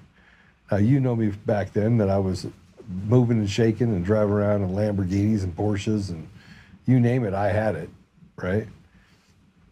I was playing fast and loose. Well, I also played fast and loose fighting. I've never seen a fight I didn't like. And I mean, I can fight. There's one thing my hands will show you. It is the scars of throwing people around, right? And I would get there quick.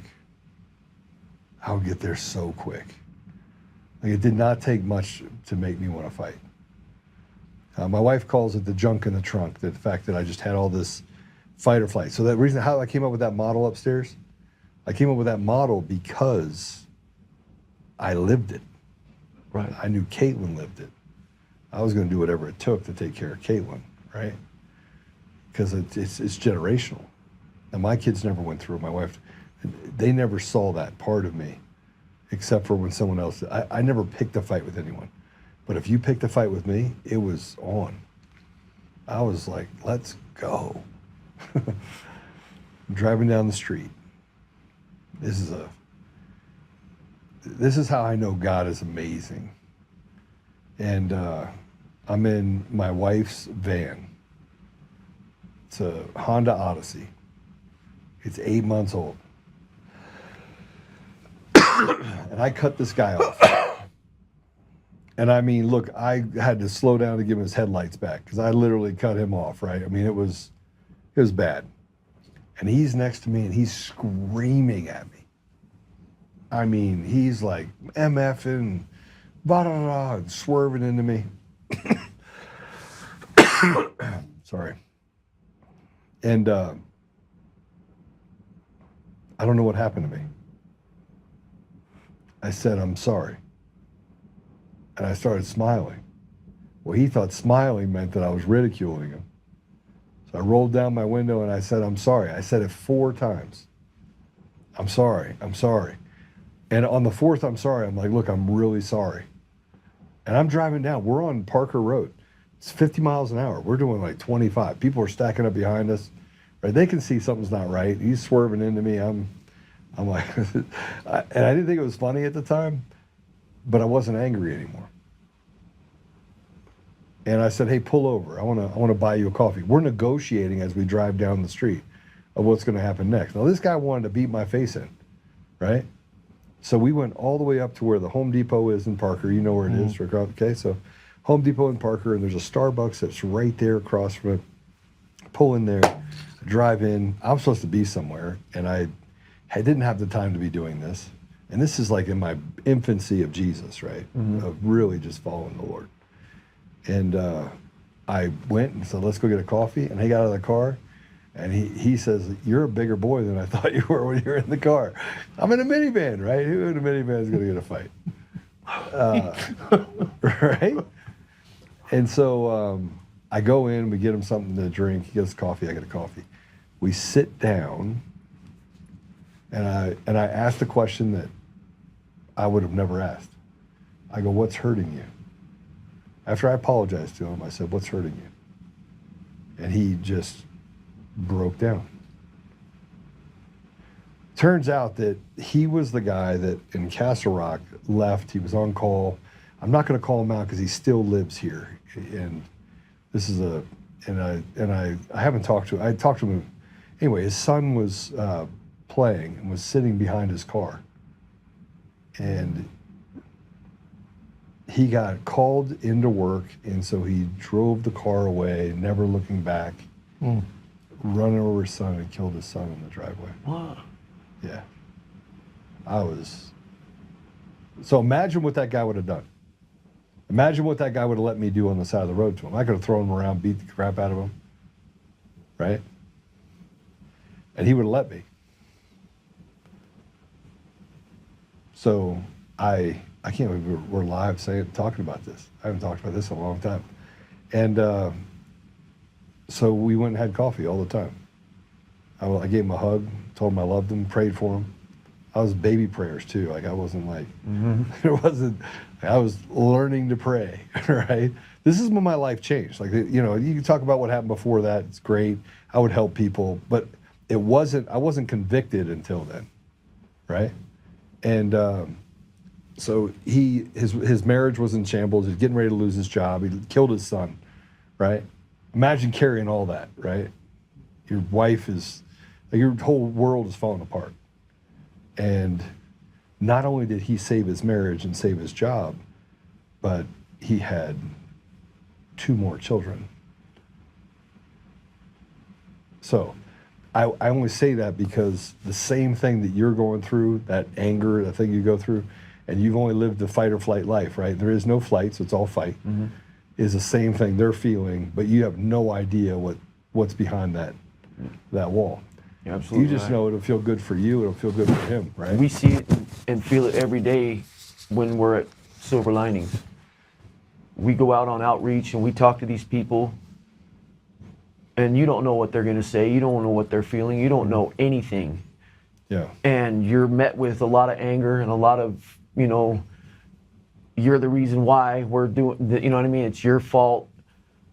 But sometimes you come across that person that just, you know, says what's in his heart or her heart, and they're just crying, and they don't even care about having no shoes on their feet. Yeah. They just care about a hug and someone to talk to. Yeah.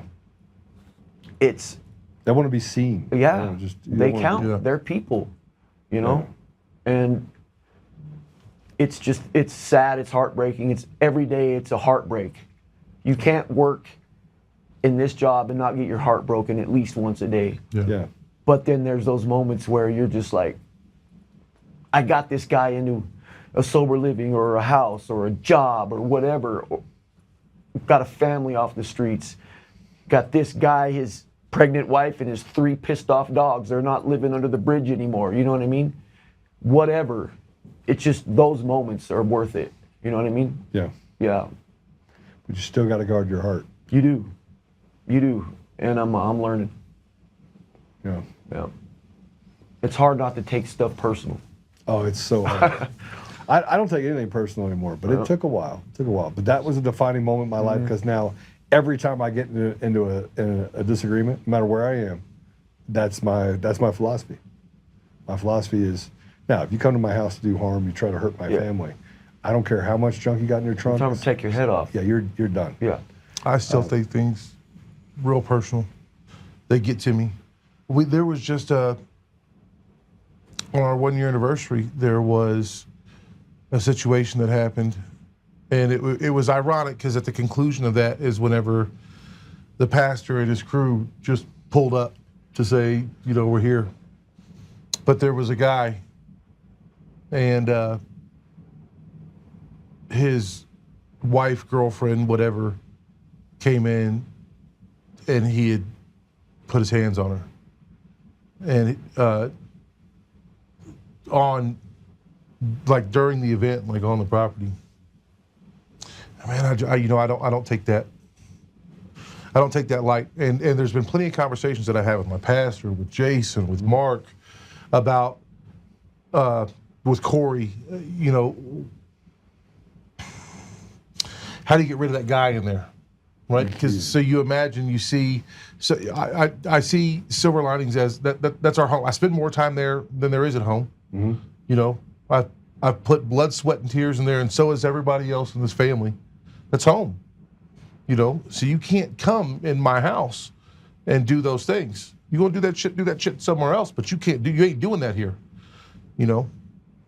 And you know that's an upper echelon category. You put your hands on a woman that's a defenseless person while she's here trying to get help and celebrate. Mm-hmm.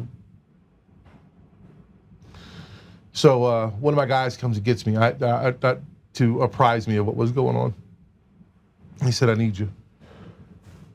So I go out there with him. Says that's the guy, and when I went up to him, it was, you know, what's going on? And my guy is hot. You know, so and so, your wife. He said her by name. Said you came in here, and he goes with the, I don't know what you're talking about. I don't know what you're talking about. And it's clear that it had happened. He'd shoulder checked her. Got mad at what she was saying. Slams his shoulder into her. And in that moment, I'm not thinking about what this guy's going through, and that's what I need to be thinking about. Right. But that's not where it goes. No, you know, it's not. I'm It goes not. to fight. Yeah, I'm not that far in there. Yeah. You know, I'm in my infancy. You know. So I tell him, you know, and in so many words, not so nice. You know, you're full of shit. That's exactly what happened. Now come over here to my other building, and let's go in the basement and have a conversation. And you know, it's not a choice for you to do that. So we get in the basement, and I know he's uncomfortable because now we're in a whole nother building and we're in the basement, and I got two of my guys with me, and Mark's on me as we're going over there. Adam, you know, Adam, and I'm calm, you know, but I've cut people's toes off, you know, having, you know, a calmer conversation than the one we're having right now. So we get him down there, and I said, you feel a little helpless right now, you know? He said, yeah. And I said, well, you know, that's how you made that woman feel helpless. You know, because you're bigger than her, because you're stronger than her, you felt like you could do anything. You know, how do you feel now? And the conversation went much further, and it got much deeper. And at the conclusion of it, he's thanking me and he's shaking my hand. You know, thank you for changing my perspective. And there were words in there that were intended to get him to do something. To make it clear, well, not to get him to do something, to make it clear that you can't do nothing. Right. You know, now you're in a place where you don't have choices. Mm-hmm. And the freedom of man can be dictated by the amount of choices that he has. It was to take something from him. The situation's resolved. He's thankful. He comes. He goes and enjoys the rest of the day. The woman had left. She comes back and enjoys later on. I've seen him every day since then. You know, he's in a much better place. But I realized as soon as it was over that just because that was the result, that my approach was incorrect. Right. We got the result that we wanted, but the approach put another piece of trauma in that person. It put another piece of trauma in me. You know, we were just talking about trauma just now. Yeah, and there's other traits that God has given me to be able to deal with that situation differently, but those aren't the ones that I used. I used those old traits because I know they work. Mm-hmm. I used the easy way. As opposed to being vulnerable and putting my heart out there, I put up a wall. Right. And used, you know, intimidation and fear of violence to be able to get the reaction that I wanted out of this person. Now, the reaction that I wanted out of this person was to change what they were doing this person, but I used the wrong traits, you know, and I'm early, and I'm learning, you know. But that goes back to what we were talking about earlier. You were saying, you know, what would you say to the people that said that that's not what your values always were? These are your values now. It's what they always were. And I'd say you're right. Sometimes there just wasn't a value there, or the value that was there is not the one that I realized that I wanted to live by. And I'm still changing the things that are in there. I'm still changing the chapters that are in that book while I got the chance to be able to do it. You know what I mean? One of the greatest things that's God given me there, and he's given me a lot, is the wisdom to know that I'm wrong more than I'm right. Some of the challenges we face at SLR, you know?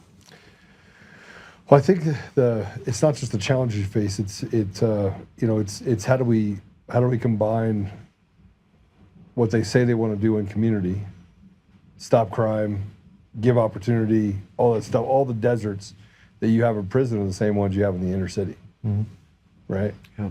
And frankly, let's just talk about it from a conservative standpoint. If we truly want to solve the problem, we can't solve it in a community where we don't actually understand the community.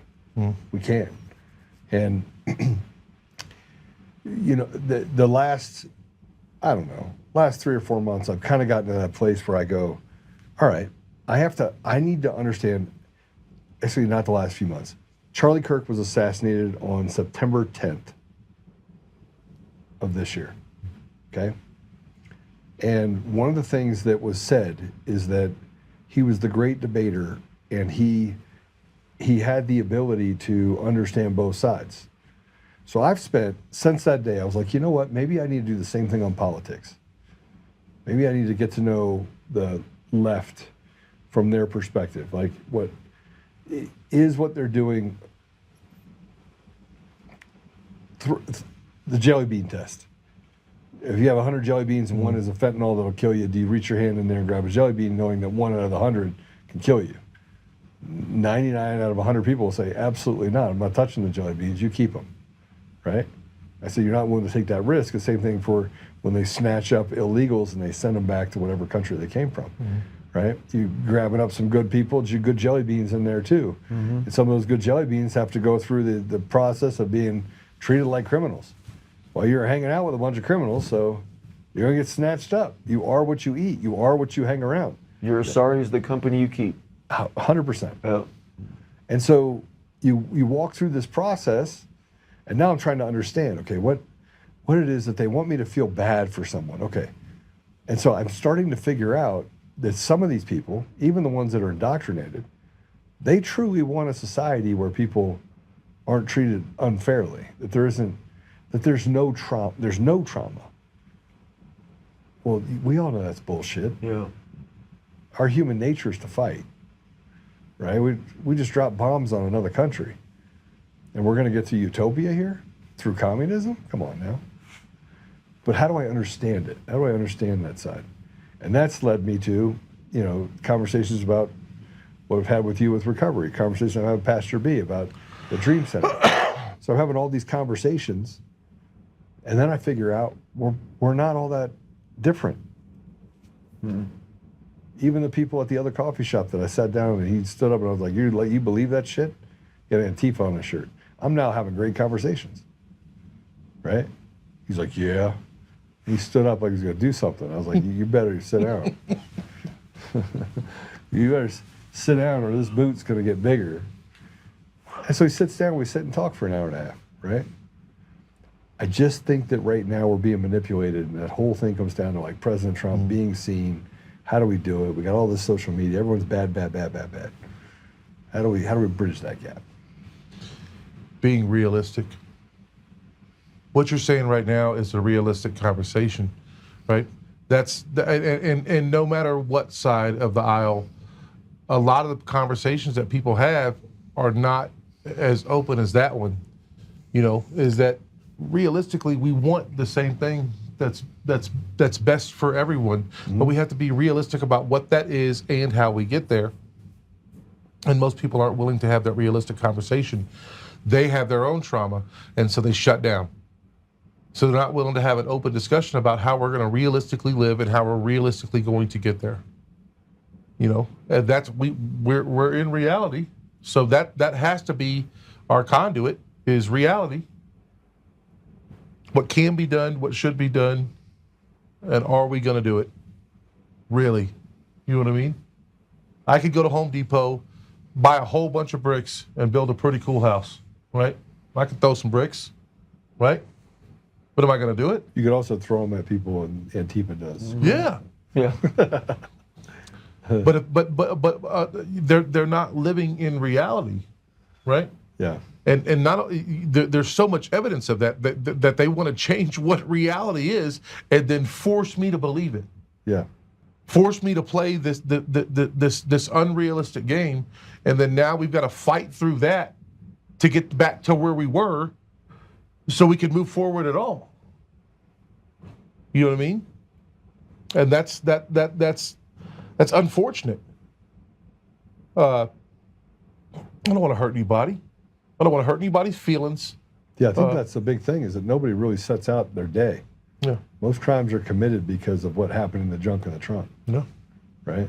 There's very few crimes that are committed because they don't have something going on. Right? So I agree with the concept of how do you give opportunity? How do you create an opportunity where people can see and have opportunity, value, right? That they're valued. No, it's a different deal. All right, we're out of time. I've gone way too long, 5 o'clock. Holy cow. Cut this one up into part 1, part 2, okay? If you would. All right, thanks for coming out here, guys. Thanks for having us, bro. Thanks, brother. Appreciate you very much. All right. It's like in the interrogation room. It really was. It was? Yeah. You're used to it. You're used to this. Oh, the studio? Yeah. Yeah, 1, 2, 3, 4, 5 cameras, 6 cameras. All the lights. All the lights. Jason's waiting for the cops to come in. Yeah. It's a studio, I need bro. to use the bathroom. All right, use the bathroom. Make sure you take that thing off you though. Yeah, otherwise we'll hear you pee. Oh, you're right. All right. I tell you what, we're gonna pray us out. This is a longer show, a little bit different stuff that happened, but all good stuff. All good stuff. Thanks for coming on, brother. I appreciate you. Thanks for having me, brother. Absolutely. With the why, let me just tell you my why. Man, it's changing every day. Like there's a lot of guys out there who want to talk about politics all day. I don't actually want to do that, frankly. I want to get Tina Peters out. I want to get to the bottom of the election fraud. I want to make people seen. I want to do good. I don't want to feel good. I want to do good. But sometimes it's not gonna end well for me. Like I still got to deal with this bullshit with Dominion, and it's all a kabuki theater. And they know that I know the truth, and I just want them to be honest about it, but they can't. They can't be honest about it. It's like raping a woman and say you didn't rape him. Well, you stole elections, man. Just take responsibility for it, right? But don't go out there and try to cover it up and then use your CIA people to try and slander me as a person. Like I don't really care about you. I don't care about Coomer. I don't care about the Dominion. I care about the voice of the people. And that's the reason why they hate me more than anything in the world. So when I get on here and I talk about stuff, I just got, somebody just told me to take down a post and I was defending that person. And then he said, take it down. I was like, okay, I'll take it down. I didn't even ask a question. I just took it down. Because he's the one that I'm defending and he wants me to do it, I'll do it. But we have to get to a place where we can recognize that two things can be true at the same time. One, radical liberals are nuts. They're disillusioned. But I think a vast majority of people are actually good people. And I'm getting back to that place where I recognize that they're just good people. I mean, it's not, 2020 threw me for a loop because I had to go to battle mode. Now here we are 5 years later. People are actually inherently good. You have bad people that are selfish. You have narcissists. You got all these different people that have junk in their trunk. But a vast majority of people don't wake up one day and say, Black power because white people are bad. No, they had a bunch of experiences that disillusioned them. They got picked on when they were a kid. There's like all sorts of things that happened to them, right? That made them bite on to this nonsense from some professor that frankly is just retarded. So I'm not saying that there's going to be a kumbaya moment, because there won't be. But I do say that I want to have more conversations where we can get to a place where we can talk through it. Paradigms are crashing, paradigms are changing. We got to get past this whole deal where it's a zero-sum game. It's either 0 or 1. That's just not how life it is. People are more complicated than that. At the same time, we've got to throw out the trash. And Mark Levin is a trash. These guys are trash. Because he tells us that it's a zero-sum game. It's the same thing. You have to believe what I believe. I don't believe what you believe. Right? I think what you're saying is absolute horseshit. It's excusing the ability to genocide entire generation. You know what it is? It's walking people off a cliff and saying, if you don't do this, that's what leads to genocide. That's what leads to mass wars. So, I'm not about it. I'll call a bad person a bad person. Kardashian Patel, I hate what you did to the suspendables, because you showed that you had no loyalty to the very people that put you in that position. They got you there. And then you lied about not knowing Stu Peters. Instead of just coming out and say, yeah, I know Stu Peters, been on the show many times, right? I think he probably talks flamboyantly. Be honest. Be honest. Yeah, he had a big show. I went on it, told him about what my platform was. What is you? I'm an Indian dude. Well, he doesn't like Jews. Okay, he doesn't like Jews. I don't think he doesn't like all Jews. He just doesn't like those Jews. You can't be honest. You can't even answer honestly because you're afraid of what they'll turn it into. Who the hell cares? Be authentic and see what happens. If our society was more authentic, we'd be in a lot better position. A lot better position. So they can't eat you. I tell everyone this when they get nervous. I'm like, there's 2 things that they have to be able to do that makes me want to pause. And I say they can't do these things. So if they can't do these things, I'm good. I've been saying this for at least 25 years. They can't eat me, and they can't take away my birthday. So when they take away my birthday, it doesn't matter to me. I'm dead. I mean, that basically means I'm dead. They killed me. All right, I'm dead. And it doesn't matter. I'll be with Jesus anyway. And they can't eat me. So unless they get out a knife and a fork and start cutting off pieces of my leg, I'm good. So they don't like you. So what? You act like it's the end of the world. Oh my gosh, I might not get this. We live our lives in a place where we make sacrifices, we make compromises because we're afraid of people's feelings or how they may make our feelings feel. It's just stupid. So anyway, we'll talk more about that. All right, let's pray. Father God, thank you for the opportunity we had today with Antoine, with Adam, with Jason.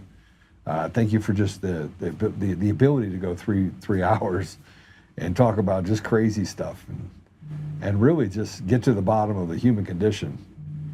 I'm not sure that I set out this week to have some of the conversations that we've had. And frankly, it wasn't deliberate, Father, so I'll just thank you for letting me have them.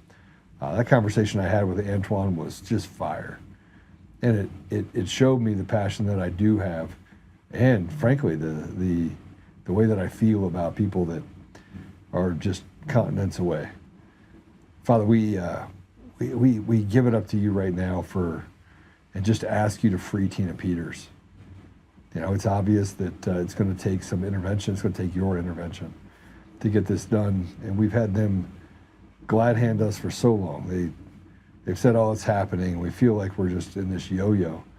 And in the middle of all that, Tina Peters is actually suffering, someone that has sacrificed much for the greater good of our nation and for its people.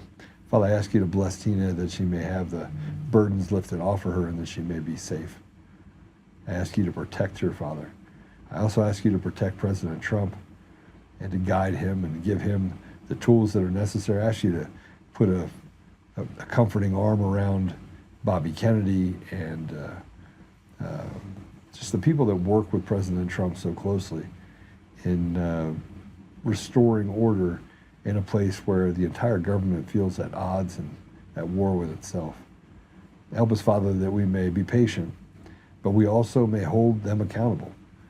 And Father, we're grateful for just the blessings you put in our lives, and we just ask you to guide us in a way that would honor you. I say these things humbly in Jesus' name. Amen. Amen.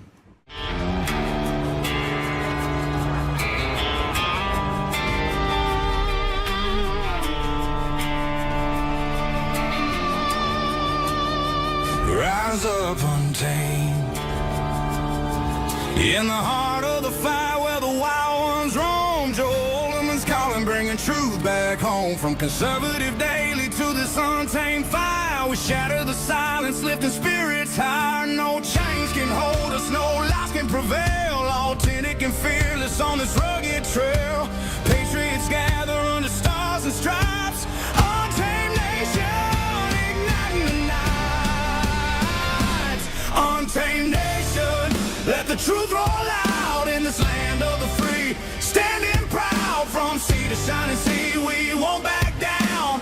Catch the fire, wear the crown. Untamed nation, it's our battle song, motivating hearts where the brave belong. Yeah, untamed and wild, forever strong. Play it again all night long.